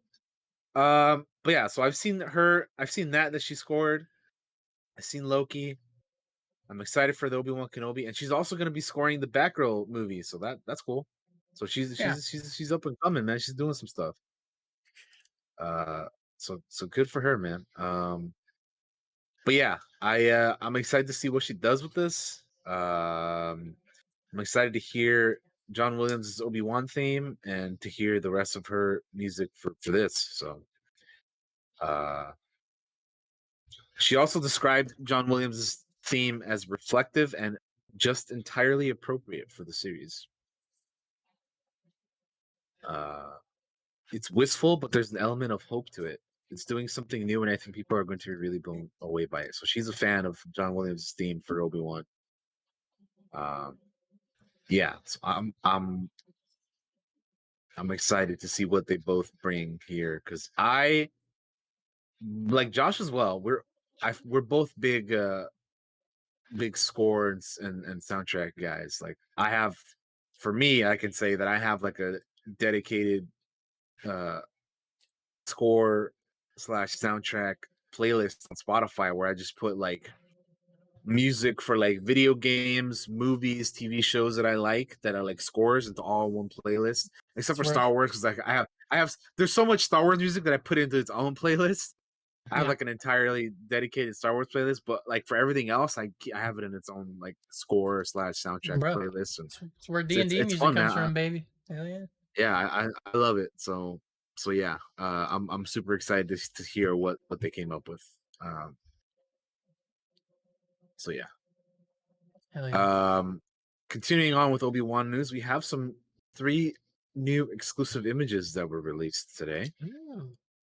Uh, Oh yeah, I did see this. they're pretty like simple and you know, kind of stuff we've seen already, but just kind of get a more of a closer look. One thing that I thought was interesting is that in that first image, Obi-Wan is kind of wearing like a blue tunic type of thing, you know, which I was like, Mm-hmm. huh, interesting that it's blue, you know. Like obviously he's not gonna be wearing his Jedi robes because he's in disguise, you know, he can't be standing out. But I was just like, I just for whatever reason I didn't expect it to be blue, you know. I'm just like, oh, maybe he'd wear like a he'd probably like I for whatever reason I picture him just wearing like the normal colors that he's wearing, like tan or brown or whatever. But this man's got a blue tunic on with like a I don't know what color or shade of poncho that is, but it looks like it's like a what would you call that? Like a grayish, like it almost looks purple to me a little bit, almost like I don't Yeah, it's like. kind of like I think it's gray, and it's got a little purple in it because he's in the shade. It looks purpley. Yeah, Um, I'm like, what color is that? But yeah, that's some 70s. Yeah, if Star Wars blue, it is. Yeah, I mean, I like it. It's a good look, but I just for whatever reason, I just caught me off guard with him just wearing the blue tunic. I was like, oh shit, I don't know why I pictured him to just wear fucking tan and brown and beige and all these, you know, the fucking Jedi robe colors, even though he's not wearing the robe. But no, I mean, I think it looks cool. Interesting. That's probably still on Tatooine. You know, we got the old dude on the left, probably some merchants or something, or you know, I don't know what's going on here, but looks cool. It's him just probably living his daily life on Tatooine and on the Martin, you know, in Mos he's Eisley or whatever. he's going to hang out with I don't know, in Watto's shop for fun or something. I don't know. He goes, maybe it's dude, just visiting. if he went to Mos Espa and fucking found Watto again, that would be That honestly, incredible. I could see that happening in this show. Although you know what though, like I don't think he ever actually met Watto in the movie That's true. or in That's the movies. true. He never went because it was Qui-Gon was the one that was there.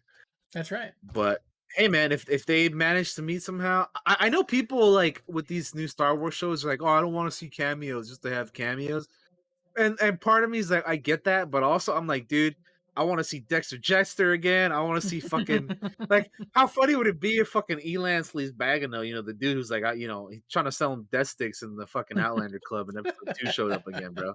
And now this I time it's like, rethought my life. yeah, he's like, I rethought my life, and I see now you're in shit. Let me help you turn around your life. How crazy would that be? If fucking the drug addict over here helping out Obi-Wan like years later and shit, like that'd be nuts, dude. But anyway, that first picture looks cool. It looks like, yeah, he's just on Tatooine doing his thing. Next image, we have him looking like a bit of an outsider here on this Hong Kong style planet, which they gave us a name for a few weeks back when they had the Entertainment Weekly stuff, but I totally forgot the name of it.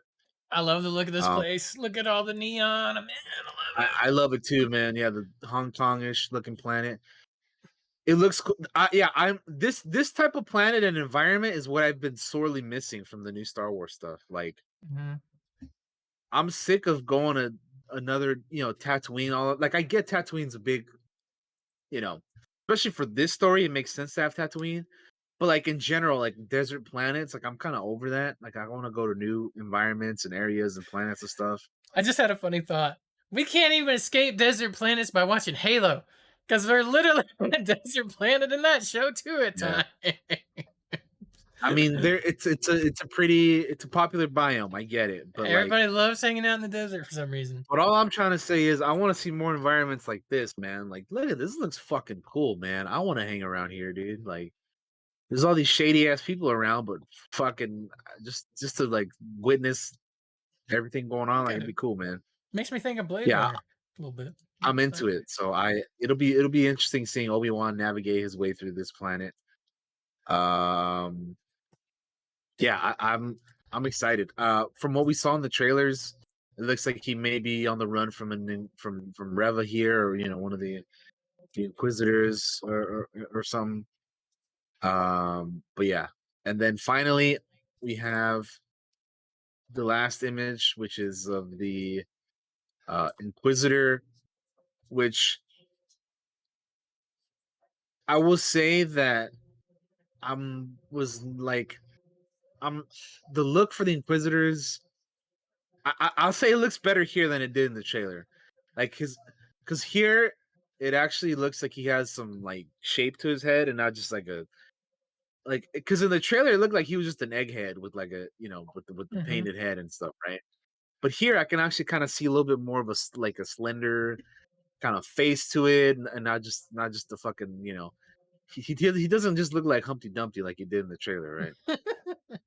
So he kind of has a little bit more definition to the face and the head a little bit here. So I will say that this looks better, but I still kind of wish it was a little bit more of a slender head and face. So I don't know. Maybe they're still working on it, but yeah. I mean, it's just it's a cool shot of the Inquisitor with his lightsaber and a stormtrooper standing in the back. So it's not a whole lot to talk about here, but I need to see it in action, moving more than what we got in the trailer, and then what we get in like a photo before I can truly judge how I feel about how it looks. You know what I mean? Like it can be a little hard to judge things based on we get a quick shot in the trailer that looks a little not completely right, and then we get this shot that looks a little bit better. So we'll see, type of deal. Yeah, absolutely. Still excited for the show, like a motherfucker. Oh, absolutely. I cannot wait. But yeah, that is what we got for the TV news. It was just the Obi-Wan Kenobi news because there's kind of a bit of a I got a tiny bit of a slow week. Oh, very tiny thing, very slow week. The NFL draft is this weekend. For those of you that like football and have been dying for it, Nice. I don't know why I started watching the draft, but I watch the draft like every year. Now I will at least watch the first round because that's when shit happens. Yeah. So Thursday through Saturday will be the NFL draft. It'll get you a little bit of football if you're into the football thing like I am. Although I'm in the market for a new team. I have not liked the moves the Falcons have made this past year.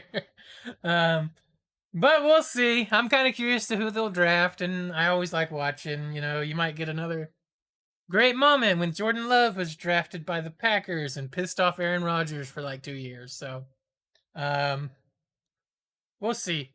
We'll see. If you're into the NFL draft, that's this weekend, and that's all I got. Cool. Nice. Yeah, I always watch the NBA draft because that's what I was always been into. But yeah, hell yeah, the NFL draft is the drafts in like any sport. I feel like are always cool because you get like you get roster movement and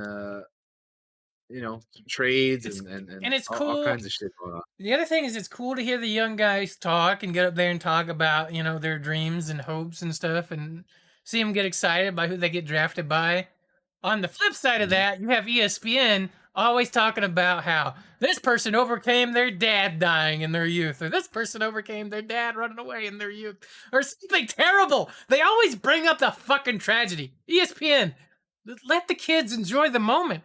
Quit bringing up what they overcame, man. Let them enjoy the moment a little bit more. That's Yeah, my complaint about it. They always kind of like, man, how do you feel about, your grandma who died like right before you were drafted 5 minutes ago? How do you feel about that? That kind of shit needs to stop, man. It's okay to talk about it, but give them at least that day to not have to think about it. Let them enjoy their moment. Um, know what I mean? yeah, Like, I that's get kind you. of like a bummer. That's a bummer to those guys. Like, this is their dream, and they're gonna get to live their dream. They get to go out there and play, their dream, and then you hit them with like this terrible shit that they had to overcome, which is amazing. It is amazing that some people have had to overcome these great tragedies and things that have happened, but at least let them enjoy the Mm. moment a little bit. Right, right. All right, what's Yeah, I guess. next? Movie news, I guess. Next, yeah, really quickly, the planet that I was talking about in the Obi-Wan show, the Hong Kong looking one that we saw in the picture is called Dayu. Dayu.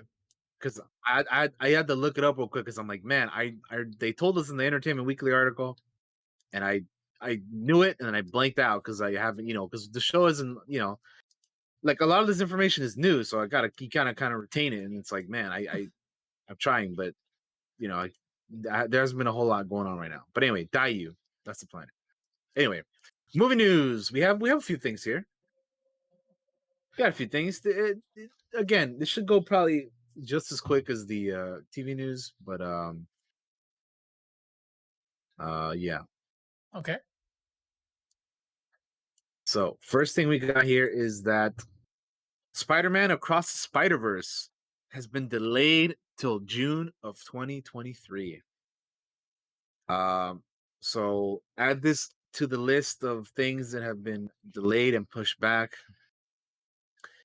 The sequel to Into the Spider-Verse was supposed to release October of this year, but has now been pushed back 8 months from October 7th, 2022 to June 2nd, 2023. Sony Pictures announced.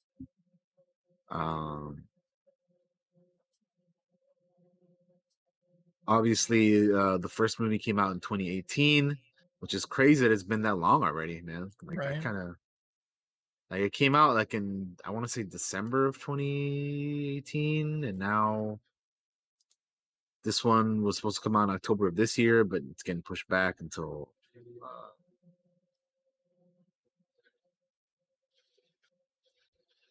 um what should we call it? Next year. But also in other news, you remember how they were calling it like Across the Spider-Verse, like they had like the part one subtitle thing to it. Yeah. They have apparently dropped that from the subtitle. So now it's just gonna be Spider-Man Across the Spider-Verse, and then the part two is just gonna be called Across the Spider-Verse 2. Oh, So okay. they dropped the part one, part two from the For subtitles, which I hadn't read this article, so for a second I was like, "Oh no, are we only gonna get the one? What are they cutting out the second part or what? What are they yeah, gonna no, do?" yeah. So So Across the Spider-Verse 2 has landed a release date of March 29th, 2024. So I guess the good thing about waiting so long is that because these are part 1 and part 2 is that they're only going to be like a year apart from each other, you know? Mhm. Because we've had to wait a while now from the first movie till now, right? Because like I said, 2018 for the first movie, and we still haven't gotten the second one. But we're gonna get the second one next or in 2023 next year, and then the year after that we'll get Cross the Spider-Verse 2. So Yeah. 2 movies in 2 years, not bad. After A having to lot of wait, as long as we have from the first one till now, more time to work on it, man. You'll get a quality product. Let's do which is it. what we're all about. We're all for. So Hell yeah. definitely wish them the best of luck on that. I'm super excited. I love the first Spider-Verse. There was this print that I saw on Etsy that was like Miles uh Miles Morales like from that movie, and I was like, dude, I need to get this because it looks incredible. And I will definitely gonna pick it up at some point because I thought that shit was amazing. But yeah. Oh yeah, buddy. So yeah, that's the news on that. And then also they revealed that Madam Web, the movie that they're doing for Madam Web, will open on July 7th, 2023. So there's a lot of shifting of the dates for Sony stuff. Equalizer 3 is also shifting dates to September 1st, 2023 and whatnot. But yeah, that's pretty much the news on that. If you got nothing more to add on, we can move on. No, we can move on. All If right, you hear cool. sirens, Now, there's a fire truck going by. I apologize. all right, so earlier we were talking about D&D during the gaming news, but now we can talk about the movie because we are in the movie news. So Yes, sir. let's go ahead and get on to that. All right, so we have a tweet here that says our campaign begins Dungeons and Dragons Honor Among Thieves. Come join our As a party with Chris subtitle. Pine. Chris Pine, and all the I guess the stars of the movie here. And they have a Yeah. little video. We can play it. I'll tell you right now, don't get excited because all it is a title drop, but we will watch it all the same. Yeah. So let's check that out. Daniel, we can just play it because it's only like 20 seconds. So Yeah, it's 20 seconds. Yeah, I played it. So yeah, it's the title, Dungeons and Dragons, Honor Among Thieves. So there you go. That's the subtitle for the movie.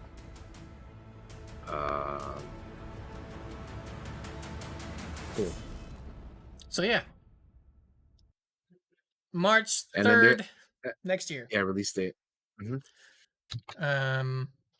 That is all that was. It was not very much. I was curious if they were going to show a thing at D&D Direct. I think I mentioned it in Discord like the night or a couple nights before we were sitting there talking. We were talking about the Direct, and I was like, I wonder if they're going to show anything from the movie. Oh, one thing I forgot in the game part news section is they didn't show off. They showed some Baldur's Gate 3, but nothing new was mentioned. It was like all just a recap of previous stuff we've seen before. So Baldur's Gate also got a mention in the game stuff. That I forgot to mention that. That's my bad. I wanted to make up for that. All good, all good. Um, The other thing I was gonna say is I remember when was it like last week we mentioned because Chris Pine was interviewed about the D&D movie, and so for those of you who forget or haven't heard, Chris Pine, which is the star of D&D movie, Honor Among Thieves, described this movie as a mix between Game of Thrones and the Princess Bride. So take that as you will, but that's how he describes the movie, which I feel like is a perfect tone for what they're trying to do. Yeah. So that's the thing with D&D. You can almost have a tone of anything, right? Because everybody that plays D&D at a table, everybody's different, and the tones are usually can vary wildly between horror, comedy, action, adventure. We're pirates on the sea. We're pirates in space with space sailing ships now. With Spelljammering, there's so many that looks different so cool, genres. man. I definitely want to play that. But yeah, that's your D&D news. Very very quick. Not a whole not a whole lot for the movie. I'm excited to see a trailer whenever they drop that. You know, whenever that's gonna be. Yeah. Which, speaking of trailers, that's the last thing we have here for our movie news. We have an official trailer number 2 for Lightyear. I haven't seen this I yet. reacted to this. If you want to go check it out, go watch my channel and let me know what you think. Yeah, there's something in this trailer that had me a little like I did not expect. So we'll see what Josh thinks Oh, here. you're gonna get my live reaction. I have no idea what it is because I haven't watched anybody Let's react to this or anything yet. So whenever you're ready, man. 3, 2, 1, play. I loved that first trailer they did. Buzz Lightyear mission log, stardate 3901. After a full year of being marooned, our first hyperspeed test flight is a go. Who are you talking to? No one. You were narrating again. I was not.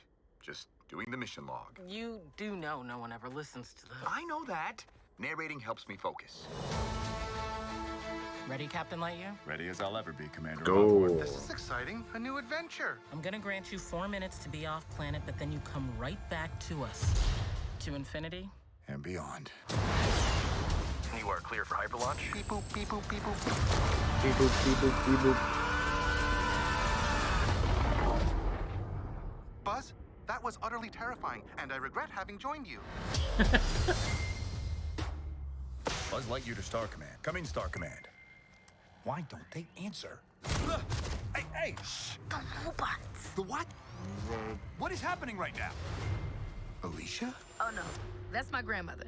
But, Socks, how long were Say we what? Meow, meow, meow, meow, meow. 62. 62 years, 7 months, 5 days. I was like, yo, what? I did not expect that at all in this trailer. I was like, wait, what? I have a plan and I have a team.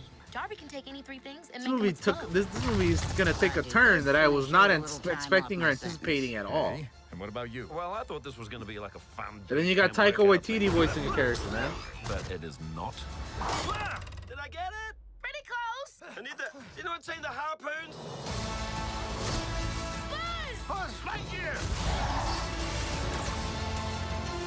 The probability of survival with an inexperienced crew is 38.2%. Seems a bit low. Mission failure imminent. Then you got your boy Zerg. Grandma Hey. always said she believed in you. 2, 1. There was a big swirly too. Oh, I think I need a bag. No. Please record your last words. Do not vomit inside the vehicle. Do not vomit inside the vehicle. If you are satisfied with this recording, speak or select 1. To infinity. Are you trying to get me to pull your finger? Don't fall for it. No, not like that. Sorry, it's a thing your grandma and I used to do. Yeah. That's the thing, your grandma. Nice. That was funny, man. That cracked me up when I was watching the trailer. too. But Honestly, yeah, This looks great. what'd you think, man? I want to see Yeah. this movie.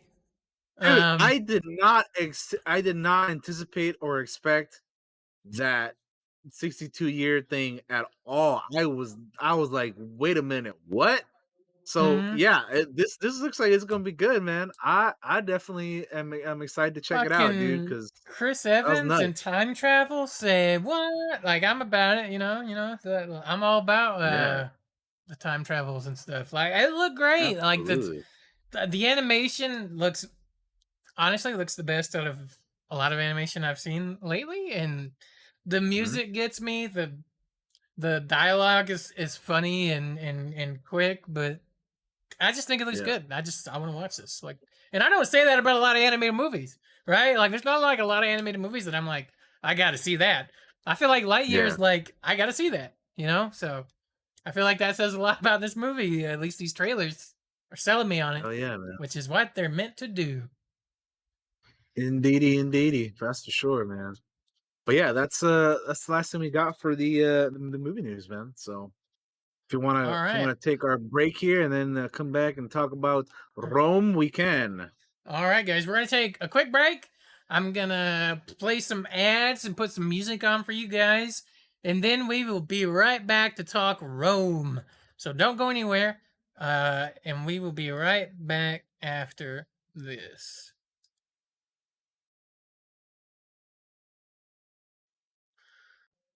Hello, everyone, and we are back. We're gonna get into our main topic here today, which will be HBO's Rome. Daniel's seen it for the first Yes. time. I saw it years ago, but I did not get a chance to rewatch it recently, so it'll be Daniel kind of leading the discussion here, except for these few opening questions I'm gonna have for you, which are: Yeah, go Did for it. you enjoy Rome? I did like it. Um, I enjoyed it quite a bit. It was one of those things where it's like I was just binging like the first season, well, actually both seasons. But like I binged, I had like one long binge session for season one, and then another one for season two. But yeah, it was great. I enjoyed the show a lot. Um, the thing about this show is that it was only two seasons, so it was like it's like a bit to get through if if you're kind of not like starting, like if you give yourself time, it's not too bad. But I kind of was like, oh man, uh, I got to get to watching the show, so I kind of had to like speed like I had to like go on these binge sessions, like I said, but I still enjoyed it a whole lot. Yeah, I thought it was I thought it was really good, and part of me was like, yo, this show's kind of like ahead of its time, dude, because this is like 2005, 2000 to It 2007, I believe. It it was just really was. like a lot of it. Like as I was watching the show, I'm like, dude, the CG and stuff here doesn't look that bad from like 2005, 2000 to 2006, 2007. I'm like, man, this is actually pretty decent. Like even now, like a whole like I don't think it looks terrible. Like having just Yeah. seen it recently. The So I biggest thought it looked reason good, man. it was canceled was it was expensive at the time, and HBO was Yeah, not throwing I bet. Yeah, HBO at that time was not throwing money like they do with Game of Thrones later on, right? So the show was insanely expensive to make. Um That's why, and that's why season two kind of. I think it's season two gets kind of gets. I think it's season two. It's season two there's when it less gets broken episodes. up. It's less episodes, but there's like a time jump at some point. Oh, dude, there is there is so many time jumps in this show. It's kind of like it was a little like tricky to keep up with at times because I'm like watching, and then they're like, oh, 3 months later, 1 month later. I'm like, bro, there's like so, and then, you know what the biggest like craziness with the time jump was for me Hmm. was like was fucking Octavian, dude. Yep. Like he goes from like this like little kid, and then next time we see him, he's an older dude now. But at the same time, he's the only one that's aged. Everybody else looks the same. So I'm like, I what the know. hell's going on, dude? So that It's was kind of weird in that regard. But I mean, it whatever. I get the it. He's a original. teenager, whatever. The original plan was for multiple seasons and then time jumps like that, kind of like what we got with Game of Thrones, like right. The problem Yeah, was show was too expensive, ends up getting being canned, unfortunately, which is so lame because I it's a shame. um would loved more of it. Um, so they kind of have to speed through things. That's why some things don't even add up with the correct year at times in actual history. Um, Mm. but yeah, that's just the way it was at that time. It was one of those things that it was ahead of its time and therefore couldn't sustain itself. Um, Yeah, it was, all but it right, was good, man, for the time. yeah. Uh, Yeah, do you you got have any other questions for me before we jump in yeah? though? Do Or you have a favorite character throughout the show? Any okay, particular so ones?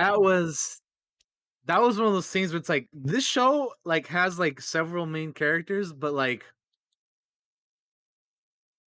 y- y- I like several of them, but like nobody on this show is a good person, man.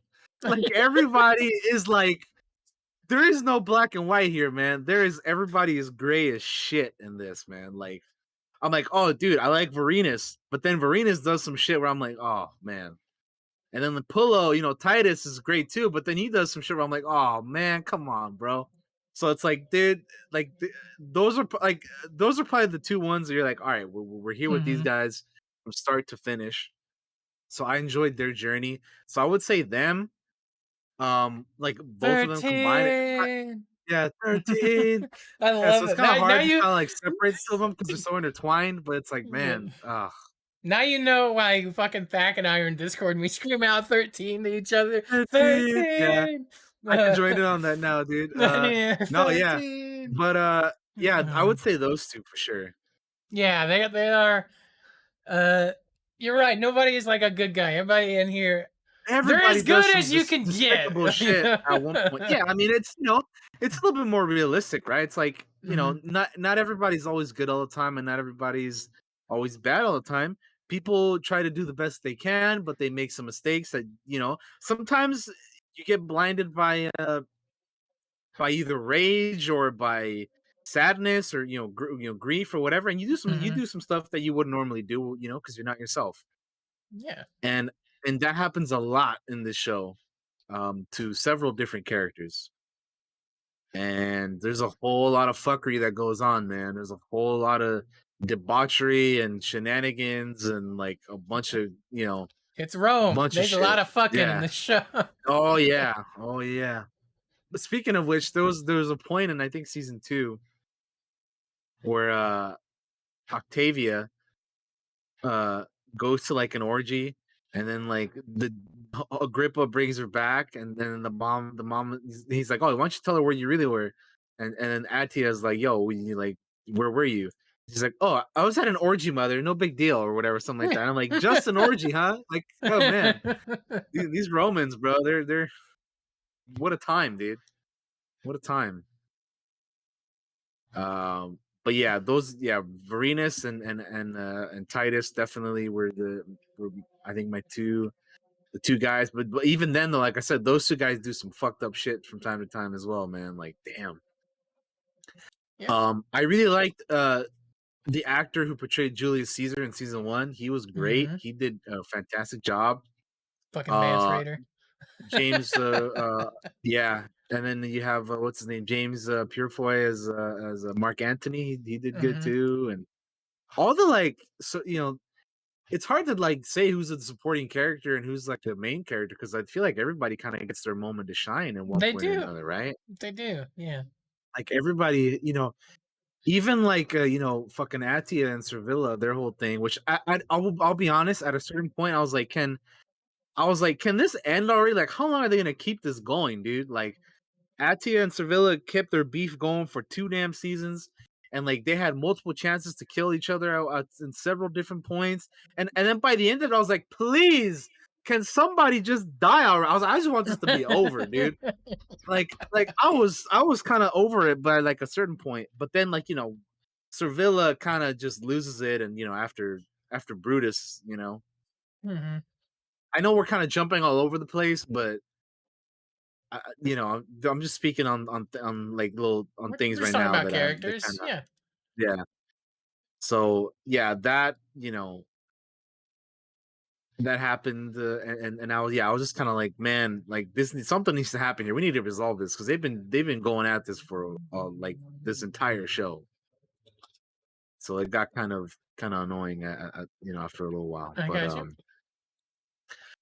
no, I really enjoyed. I thought everybody did pretty good acting wise. Uh, you bring in like Cleopatra and whatnot, and you got the little Caesar and all the kids, and then fucking Varenus and his kids and his wife, Niobe and all that stuff, which is like Yeah. they weren't like historically, they were like fictional characters for this show, but it was we're following Varenus, man, so it's cool to see like his little what's going on with him and his fam and all that, and it's tragic what ends up happening, in the end, but that's kind of like what happens to a lot of characters in this show, and then during this time, right? There's a lot of like, all right, we Julius Caesar's dead, so we have a civil war in our hands now. We got to kind of figure out what's going on here, and Octavian kind of takes that as an opportunity to rise, and like in the show, it seems like he rises through stuff really quickly because again, time jumps and whatnot, right? But it's just like season one we have like the whole Pompey versus Julius Caesar thing, and then like Pompey dies, and then Julius Caesar gets assassinated, and then like that's like all that stuff that happened in season one. Like we are done with that. Like season two is like you know the Egyptians and the Romans and like Octavian trying to you know do his thing to rise after being named Julius Caesar's son or whatever, and then like uh you have Mark Antony trying to stake his claim. Then you got the triumvirate, right? You got him, you got Octavian, and you got the other homeboy. And like they're trying to split up their land and trying to come up with what works for everybody. But like ever since Octavian tried to stand up for himself and whatnot, Mark Antony was kind of like, "Yo, I'm not about this, dude. Like, you're just a little, you're just a fucking kid, right? Like, what do you think you're doing here, man?" And even like despite all of that, he somehow manages to not only like actually be able to like hold his own and like stand up for himself and raise an army to do the things reach the goals that he has for himself and in the Rome and everything. But that fucker succeeds, man. Like he takes out all his enemies, man. Even after Mark Antony was like, "Yo, I'm still fucking your mom too, right?" Like, dude just annihilates all his competition, and it is wild just seeing that happen because it's just this fucking kid from season one, and then like in season two, he time jump, he gets older and he starts doing stuff, and you're like, damn, how'd that happen? But I mean, it's just He crazy, goes. man. It's I crazy. feel like from what I remember in season one, he's kind of like a little meek, and then the next Yeah, thing you know, he's like a fucking powerhouse. like cold, calculating, and dangerous. What's Uh, funny? It kind of reminds me of like what sometimes because this kid, like he's obviously very smart. We see that from like season one, right? Like he's a very smart kid. So I couldn't help but think of like sometimes like what some of the things that you say about like Five sometimes, like Tyler, he's like there's a smart mhm. kid that's like quiet and stuff, but wait till he figures stuff out, right? He's gonna be a baller. Yeah, And here we go, exactly man. right. That's like it's like Octavian, dude. It's like Five's it's Mm-hmm. little comparison that I had. Oh boy. Yeah. Uh, but nah, yeah. So that was crazy though. But yeah, all the time jumps though, dude. It was a lot in certain moments. It's like, yo, we're doing this time jump, then like in the middle of halfway through another episode, we're doing another time jump, They're and then trying so like hard to it give gets you an crazy, man. ending that is satisfactory, even though they're like short They're on zooming past stuff, time. yeah, sometimes. Yeah. Yeah, so it was Um, which is that was unfortunate. definitely Think crazy. think of what this show could be in a modern day thing, right? I Like know. God, It's a shame, goodness dude. gracious. I feel like they could bring Before back Rome and follow other characters and do like other Yeah, I things in mean, different yeah, they would have periods. to do other stuff for sure, yeah, but that would Mm-hmm. yeah, they definitely could. But yeah, ahead of its time, dude. Lot of cool stuff dude, the battles in this were fucking brutal, man. When you see dudes getting stabbed and hacked off, getting their limbs hacked off and shit. That I didn't expect either, but I mean, I guess I should have. It's HBO, right? There's a lot of fucking, so why wouldn't there be a lot of gore and stuff too, right? Mm-hmm. Especially in Roman times or whatever. But yeah, it was crazy, dude. Like seeing all that stuff go down, and then like yeah, you mentioned 13 earlier. When Titus was thrown in the gladiator pit and he had to defend himself, and then you know fucking Varenus ends up helping him out, right? And that gladiator fights there too were fucking yeah, those are brutal, man. You did see dudes get decapitated and like you know swords like through their fucking like necks and shit, and like it was crazy, man. Like it's brutal, but I loved it. I was like, oh damn. I don't know why did I expect such a level of like brutality or whatever, but when it first happened, it kind of caught me off guard. But I'm like, oh wait, this is HBO, so it would have made sense. Right. Yeah. Bloody. Yeah, but it Um. was great. I love that stuff for sure. This But may yeah, have been there's a lot. the first thing I Go, ever saw Ray Stevenson in, as Titus.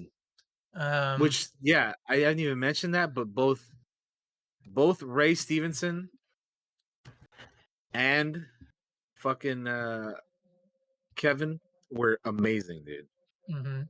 They both Kevin McKidd and Ray Stevenson both played the shit out of Varenus and Ray Stevenson, man, or Titus. Jesus, Yeah. amazing. And then like another thing, when I first heard Varenus talk, I was like, wait a minute, I recognize that voice. Where do I know this dude from? She's fucking Fen Rao from Star Wars Rebels, bro. I was like, I know I recognize that voice from somewhere. And yeah, I was like, oh shit, that's cool, man. I've So it's cool to actually like see the actor, like do some stuff because yeah, he's amazing in this I've show, been man. a big fan of Kevin McKidd, like ever since I saw Dog Soldiers for the first time. I just like that guy. I like him in shows. I like him in movies.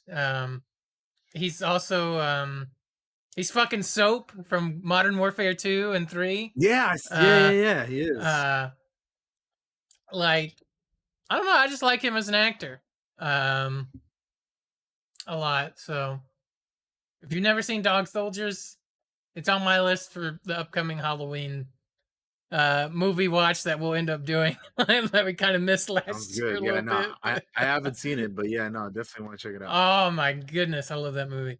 Um, but yeah, big fan of him. Yeah, they're both great. Yeah, Ray Stevenson, yeah, he's great as well. Which yeah, funny, they're both Mandalorians in Star Wars, man. Like Ray Stevenson is Gar Saxon and Kevin McKidd is Fenn Rau. So I was like, that's pretty dope, man, that they did that, Um but yeah, For it sure. was those two guys, man. They go on a hell of a journey throughout this show, man. From start to finish, dude. Like they like don't like each other at the beginning, then they kind of grow to like each other, then they have this brotherly bond, man, that they go on, and it's insane. It's great. Yeah. Um, it's been so long since I've seen it, Daniel. How was the music in this show? Do you The recall music anything is that kind of good. stand out to you? I Because it's been a mean, while since I've heard any of it. yeah, it was good. I mean, I wouldn't say there was anything that kind of like super stood out to me, but I mean, I feel like it fit like the show and everything. Like it was, you know, it worked. Um, it worked for me. The the thing I think that stands out the most music wise to me is probably like the main theme because like you hear it at the end or at the beginning of every episode, and Yeah. like the intro is like so like old school, like for like older TV shows, and I kind of was like, oh man, this is We're used to all those animated openings like Game of Thrones. Even Wheel of Time does that shit now, where it's like that kind of like opening and here's the map kind of dealio, or here's yeah. the And symbol. this one, it's like old, it's like super slow camera moving thing with a little theme playing in the background. It's like, whatever. I get it. It's 2005, whatever. Uh, but no, yeah, I mean, I thought it was good enough. The score for sure. Um, I wonder. I wish I could find the numbers. I'm genuinely curious to how much the show actually costs to make, but I can't seem to find it anywhere.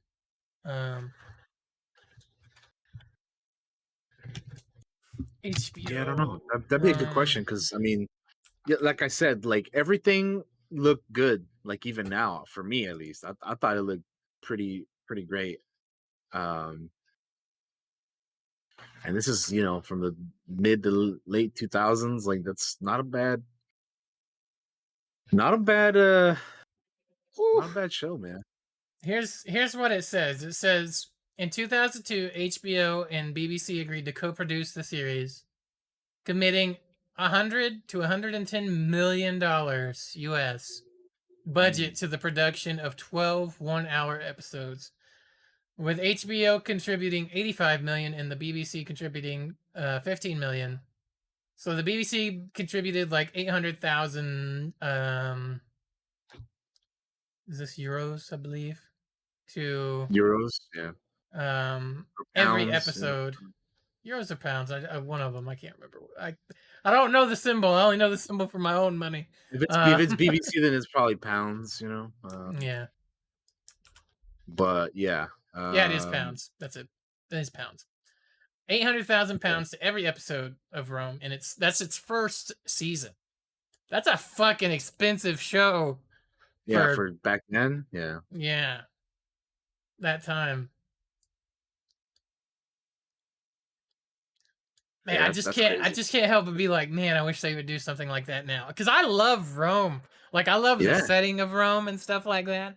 It's it's Mm. it's one of my like favorite history subjects is to go and read Roman history because it is just full of insane shit that happened. Yeah, and watching this will definitely make you want to look stuff up too. You're like, oh man, like is this Mhm. like as you're watching the show, you're like, is this accurate to like actual history and whatnot? So it's cool Mhm. like seeing the what is and what isn't and whatnot. So that was cool.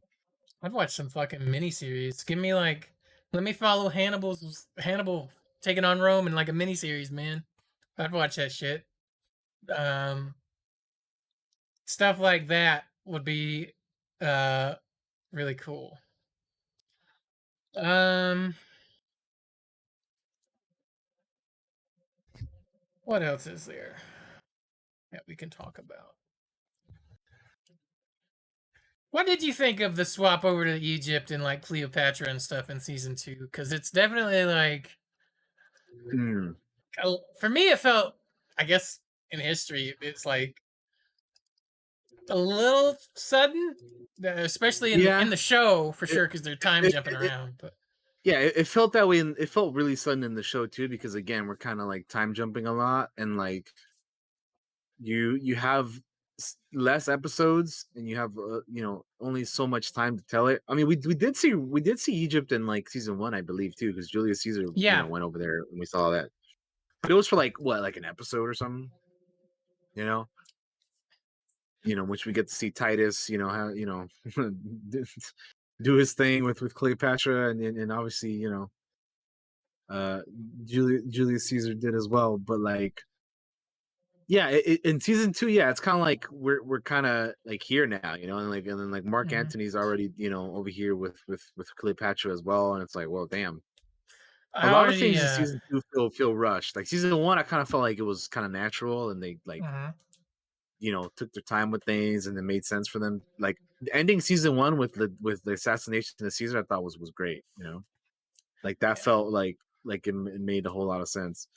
But yeah, just so much in season 2 like felt like very rushed, because we have again so many time jumps and only such amount of time to actually tell what they want to tell, and there's less episodes, so it's all bad. So Yeah, 'cause- yeah, but now you but see yeah, why we're always like, if you like Game of Thrones, you should go check out Rome because it's oh like yeah, absolutely. it's that, but ahead of that Game of Thrones time where HBO had money to throw at it. Mm. For Just a all the it's such a shame, dude. Because yeah, like we just think about like what this show could do nowadays, man. for all the shit that we give Game of Thrones about its ending, and that is what it is, it made HBO a powerhouse and a fuckload of money uh, Oh yeah. that lets them do like whatever they want now. So that's crazy. Um, One of the other things I was gonna say is like I knew Cleopatra and Caesar. This is so off topic a little bit. Hooked up was because do you remember the animated show Time Squad? Do you remember that show? It's an animated show Uh, about I these don't time believe travelers. so. It's like this. So it has Mark Hamill is the voice of a Larry 3000, like this robot. So they travel through time and end up fixing like things that go wrong. It's very comedy. Early Oh, Cartoon wait a Network, minute. 2000s. Dude, this kind of I just googled it, and this kind of unlocked a memory in my head. I feel like I definitely have seen this before, but like not like how long did the show go on for? Like I feel like it would like this wasn't around for a long It time. wasn't very long. It was only like 2 seasons. Um, so not very long. What was the year? So 2001 to 2001. 2003. Yeah. So yeah, I definitely have seen this before, but yeah, man, Yeah, I've seen it before. Yeah, yeah.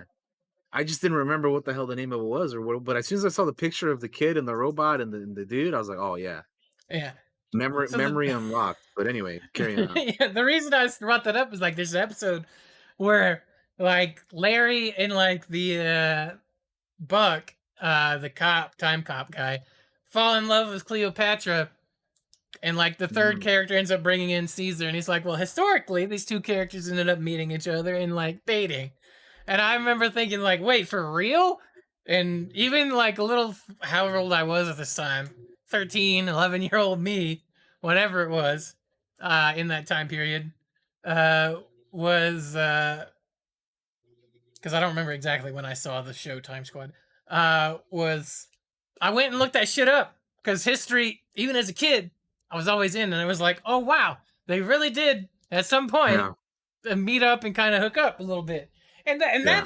that led me down the whole rabbit hole of Egypt and Rome, and them kind of running into each other and the history of that whole empire type deal. Yeah, it's so interesting, right? Because like we talk about like all the mythologies and all these like civilizations and empires throughout history and stuff. But it's like, yo, man, the Romans and the Egyptians were kind of around at the same time, Same dude, time and they were interacting with each like, other. yeah, you said hooking up and fucking and like doing all kinds of shit, bro. And yeah, I've always been like like when I was in school and stuff, I was always more of a history kid as well. Like I never really did. I always hated math because I was like, fuck Same. math. I Fuck math. quit. Hate it.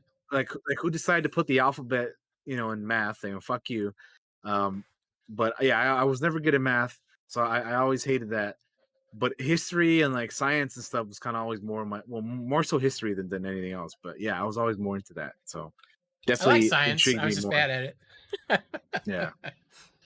But anyway, yeah, um, it's all yeah, I love learning about history and stuff, man. It's like, this shit that actually happened like, forever ago, you know what I mean? so before little kid me knew that, my little kid me never thought the Egyptians interacted with Rome. Why would I ever think of that? To me, they were two different things. Dude, Egypt was Yeah. in the fucking Bible. Right? Like that was the thing. Like Moses leading the Jewish people out of Rome. I mean out of Egypt rather. Um so like my brain would never calculate that these two vastly different cultures could have actually crossed streams at some point when Mhm. but they totally did. And yeah, Yeah. history's fucking fascinating. It um is, dude. I love it. It's great. um well, Daniel, I don't know what else to say about Rome. What do you have anything you want to bring There's up anymore? Yeah, What else I you do. got? No, I do. I do. We haven't even mentioned the newsreader, man. Oh yes. That guy's great, man. Just reading the news like from start to finish because he's around the whole time too. They don't kill him or he doesn't die or nothing, man. He's around and he's great, dude. Just like when he like, I think one of the more memorable things for that he said for me was like when he was talking shit about Mark Antony and Cleopatra. Hmm. He's like, Mark Antony has fled to Egypt, and he's like calling like I think he calls her like a witch or something, and then he calls her like or he calls him like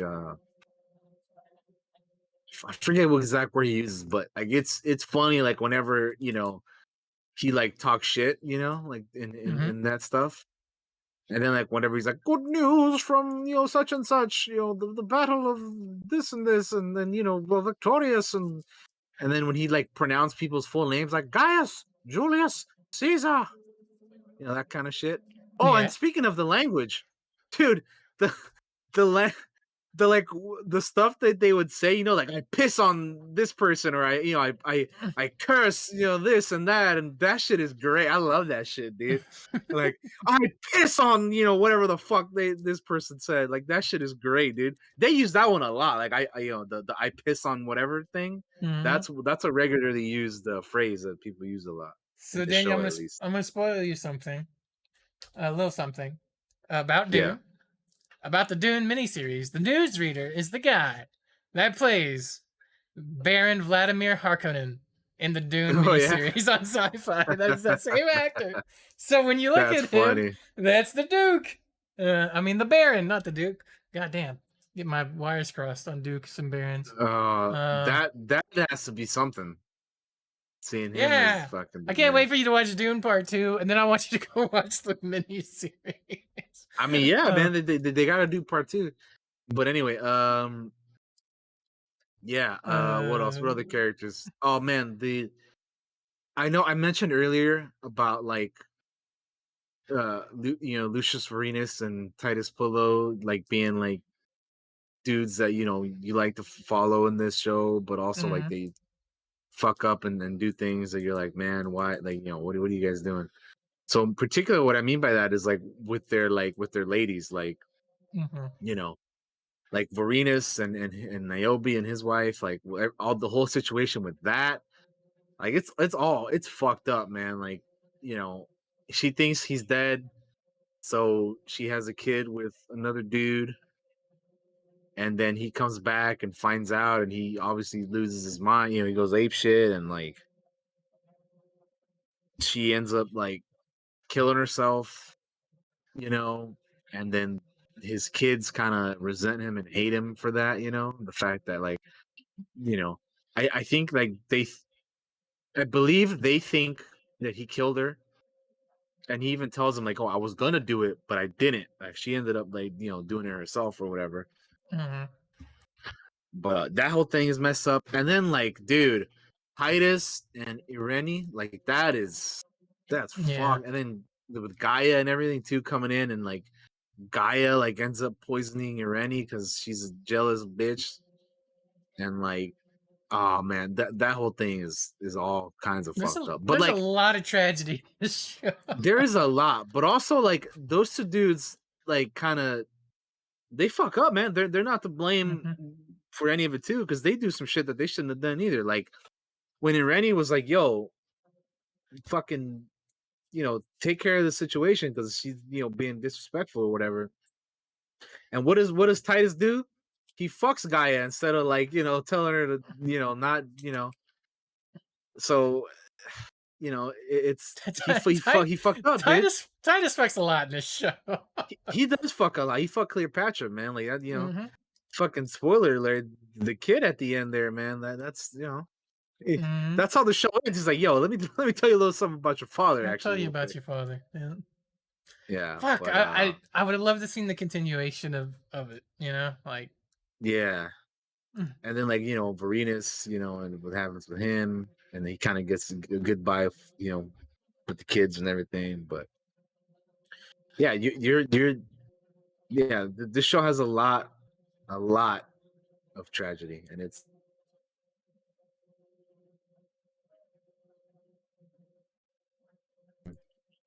just seeing all the like the Senate plotting against like fucking Caesar, and then like what they got, and then against Mark Antony in season 2 and stuff, and seeing like who's on whose alliance, like like in season 1 when like Pompey and Caesar were going at it. You have like Brutus trying to decide like, should I stay here and like uh pledge my allegiance to Julius Caesar, or should I leave and kind of go off with Pompey because he's you know doing his thing over there. Like it's just interesting seeing like who decides to do what, because like everybody knows each other pretty much.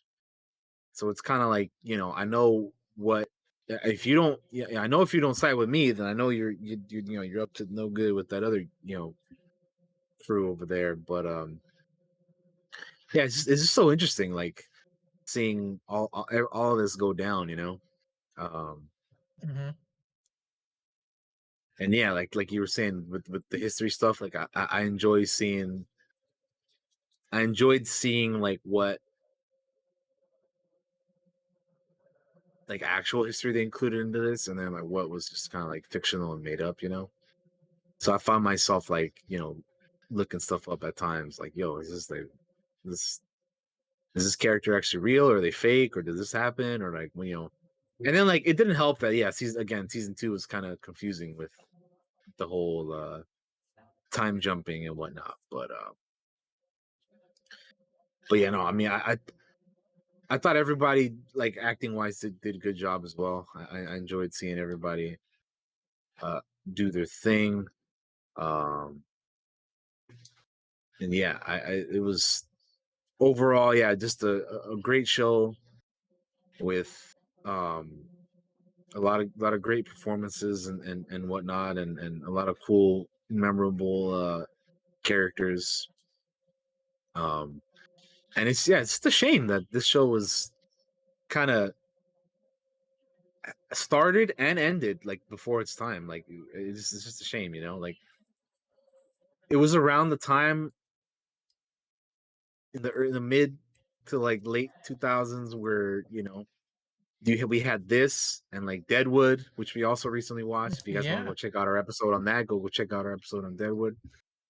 That like I just I obviously was not watching this type of stuff back then, but like for some reason at that time, man, there's a lot of these great shows that just only had like a season or two, and then they were too expensive to continue, or whatever reason they didn't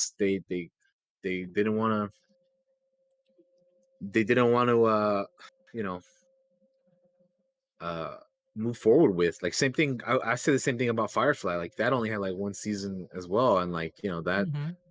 all these shows, man, the 2000s, I don't know why, like they like managed to get made, and then like after a while everybody was like, or the people in charge were like, yo, I can't, we can't keep going with this because whatever reasons they had, for this one it was because it was too expensive, and it shows. Like I can definitely tell that for the time, and even now, like it kind of holds up. It holds up decently. Like I wouldn't say there was anything that kind of took me out of it, like CG Mm-hmm. wise, or like anything in the show itself. So, um, yeah, Another cool thing about going back and watching shows like Deadwood, like Rome, you see the foundation, the beginnings of things that came later, like Game of Thrones, mm, like other HBO shows that are now airing. You kind of get to see like the prototype, a little bit of it.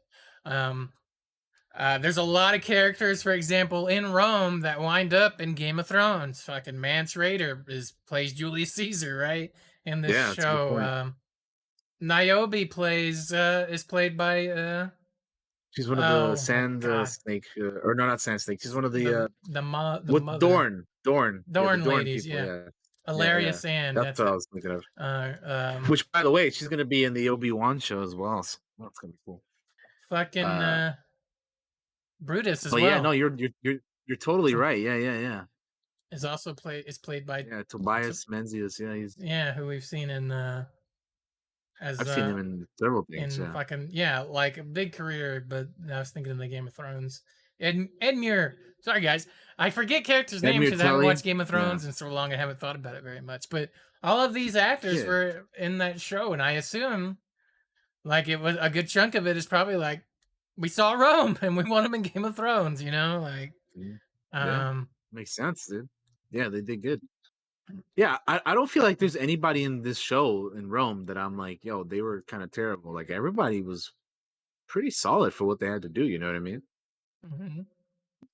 There were some characters that were kind of annoying, but that's just characters. Like I'm Yeah. acting wise though, everybody was spot on, dude. They all did a good job. Um, but yeah, it's just a whole lot of fucked up craziness happens in the show with many characters. Like again, I know I mentioned Octavian, but like seeing his fucked up journey, like he does some questionable shit too, man. Like he wild. Go from fucking his sister to like trying to you know when he actually gets his own wife, he's like, yo, slap the shit out of me because it works for me. And he's like, oh, That's that's kind of right. weird, but That's right. I forgot. Wow, yeah, I forgot all about that. Yeah, yeah, that's yeah, oh right. yeah, dude. I forgot I'm about telling that. you, that kid goes on a journey in this show, man. Mm-hmm. Um, but yeah, acting wise, like I said, everybody did good, man. I don't have anything negative to say in that regard. They were all good stuff. And then like fucking what's his name? When Titus has to kill uh was it Cicero, you know? And Mm. Cicero's like, all right, well, do what you got to do. I know this is gonna happen. He never backs down from nothing, man. He's because even like when Mark Antony was threatening him or so, he's like, I'm not gonna back down, bro. Like, you do what you need to do, but I ain't no bitch, man. And even down to his end, dude. Like when Titus, had to kill him, he was like, all right, well, just let me do a couple things here real quick, and then you do what you need to do. So his character was quite respectable. And then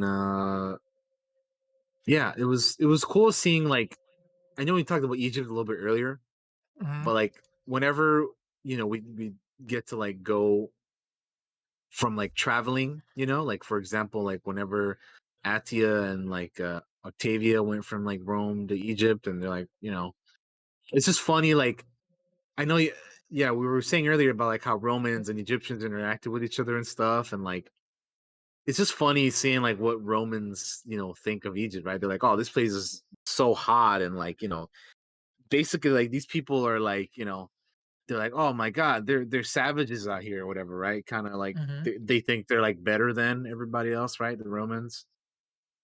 And then yeah, it was just cool, like just seeing them interact, because yeah, like you never think about like, oh yeah, the Romans and Egyptians did like have interactions and stuff, and it was just it was just fascinating, like seeing that happen on screen. And then also like it always made me wonder like how much time is passing from them saying they're gonna leave, hopping on the boat. We see them on the boat or the ship, there, and then they arrive, and then they go back. So it's like how much time? Like how long is that? And again, it just gets tricky because there's so many time jumps. But even in that, like there's that passage of time that we don't talk about, because sometimes there's like there's a character in Egypt, and then like in the next scene they're back in Rome, and you're like, well, fucking, how much time passed from this moment to the next? Mhm. So it always made me wonder sometimes too, like, yo, what else happened in the meantime? Like what. So yeah, in that regard, yeah, like I said, I enjoyed the whole show, but yeah, season one is a little bit more like structured in a way where they're like, all right, we're gonna do this the way we want to do it. But then season two, they're kind of just like, all right, well, we kind of have to rush things, and you can definitely tell because there's a lot of jumping around all over the place.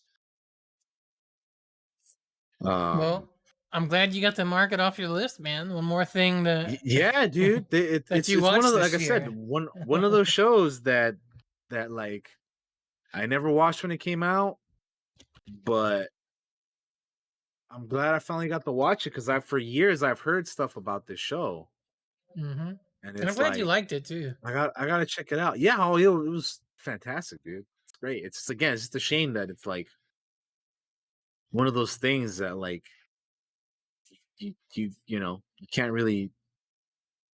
I feel like you can't go back to it like in the way that it was, kind of like Deadwood. Like you Mhm. can't really make a movie on it, because if you were to go back to it, you kind of have to. I feel like you'd have to do what you said earlier, is to focus on new characters and stuff. Um, but I mean, maybe you could. I don't know. It's just a shame that it came out when it did, because you know, um, How about it didn't quite reach its full potential. But at the I same got you. time, I got your pitch right here. Fucking prequel series with Caesar fucking doing his conquest and shit before he comes back to Rome. Like I would watch that show. oh yeah, because yeah, when in Gaul and shit, because they talk about Mhm. Gaul a lot too. Yeah, That'd be cool. yeah. Well, hey, that'd be dope. But yeah, it was, it's kind of a shame that it came out when it did, but at the same time, like you said, it kind of had, built the foundation that we kind of are on now with, post Game of Thrones, and now we're getting all this other stuff. So, I guess it served it did what it had to do, right? Like it accomplished what it did, and even though it itself didn't live up to its full potential, we kind of because of that we are where we are now. But yeah, I really enjoyed it, man. It was great, and I look forward to now participating in the Rome talks, and I'm excited to see all these actors and actresses and other stuff that they've done, because they were all great. And I've seen some of them already and other stuff, like I said, but yeah, great show. Rome, HBO, 2005 to 2007, ran 2 seasons. I'm glad that I finally seen it, because yeah, it was definitely worth the watch, you know. Yeah. So if you're into history and like just this kind of time period in general, you get to see all these historical figures, interact and do things, man. It's pretty good. For sure. All right. But I yeah, I think guess that's uh gonna I be guess it. that'll do it. Yeah. All right, guys. And that is gonna do it for the show.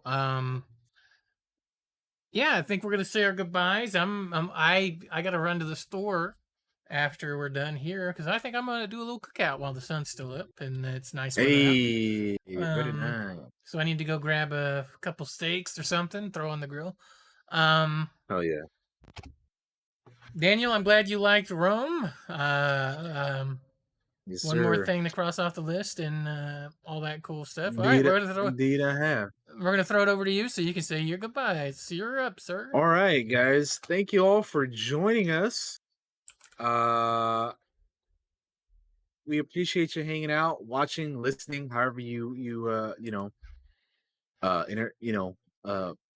listen to or digest the podcast. We'll be back next week. Next week we're gonna have our Star Wars Day special. We'll be having a guest. We'll be having OMG It's Whatever join us again, and it'll be on a different day. We won't be doing another Monday podcast next week, because we're having a guest. So we're kind of have to, she's gonna be on. So we want it to be on Star Wars Day as well. So we're doing it on actual Star Wars Day. We're doing it on May the 4th. So it'll be this week. It's on a Monday as usual, but next week it'll be on the 4th, which is a Wednesday. So it'll be so keep that in mind for next week. We'll have a guest. We're gonna be talking Star Wars with our friend OMG. And yeah, that'll be fun. I'm excited. I'm excited to talk to her, because she's a big Star Wars fan, and obviously we're both big Star Wars fans. So and I haven't really gotten a chance to talk to her a whole lot about Star Wars, even though we've talked some of it here and there. So I'm excited to get into her head when it comes to Star Wars stuff. So I'm curious, like, I'm gonna ask her all kinds of things. So like, what's her favorite movie? What her favorite character is? What has she Mm-hmm. seen all the Star Wars shows and movies and stuff? So we're gonna ask her that kind of things, and we're just gonna talk about and celebrate Star Wars, because as we do in the month of May, right? As we're gearing up for things, there's gonna be a lot of Star Wars next month. We have not only Star Wars Day, like what I was just saying, we have Star Wars Celebration at the end of the month, and then we have the 20th anniversary of Attack of the Clones. So I'm gonna definitely rewatch the movie for that, and it's gonna be fun. We got a lot of good Star Wars coming. But anyway, apart from that, coming up on stream for me, I am going to be starting Sleeping Dogs tomorrow. So if you're watching this on YouTube, or you're listening to it somewhere else, it's probably I probably will have already done that. But come check me out over on twitch.tv/DT3. That is a DT, the letters, and then give it a triple I. And then yeah, you can go follow me on all my other stuff here on the sides. But yeah, we're starting Sleeping Dogs. I'm excited to play that. I've heard a lot about it over the years. Haven't got a chance to play yet. We'll be doing that soon. And yeah, I have Lego Star Wars videos going up on YouTube, so check that out. Play through the whole game. the story at least. And yeah, so yeah, let me know what you guys think of Rome. I'd be curious to hear your thoughts on that.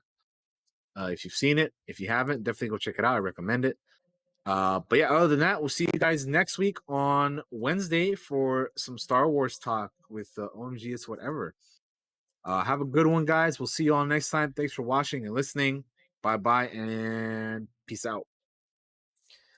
All right, guys. That's going to do it for today's show. Thank you so much for everybody that hung out. We had good numbers throughout the whole dealio because that's the thing I look at as we go live and watch to make sure that we know what's interesting and what bores you guys.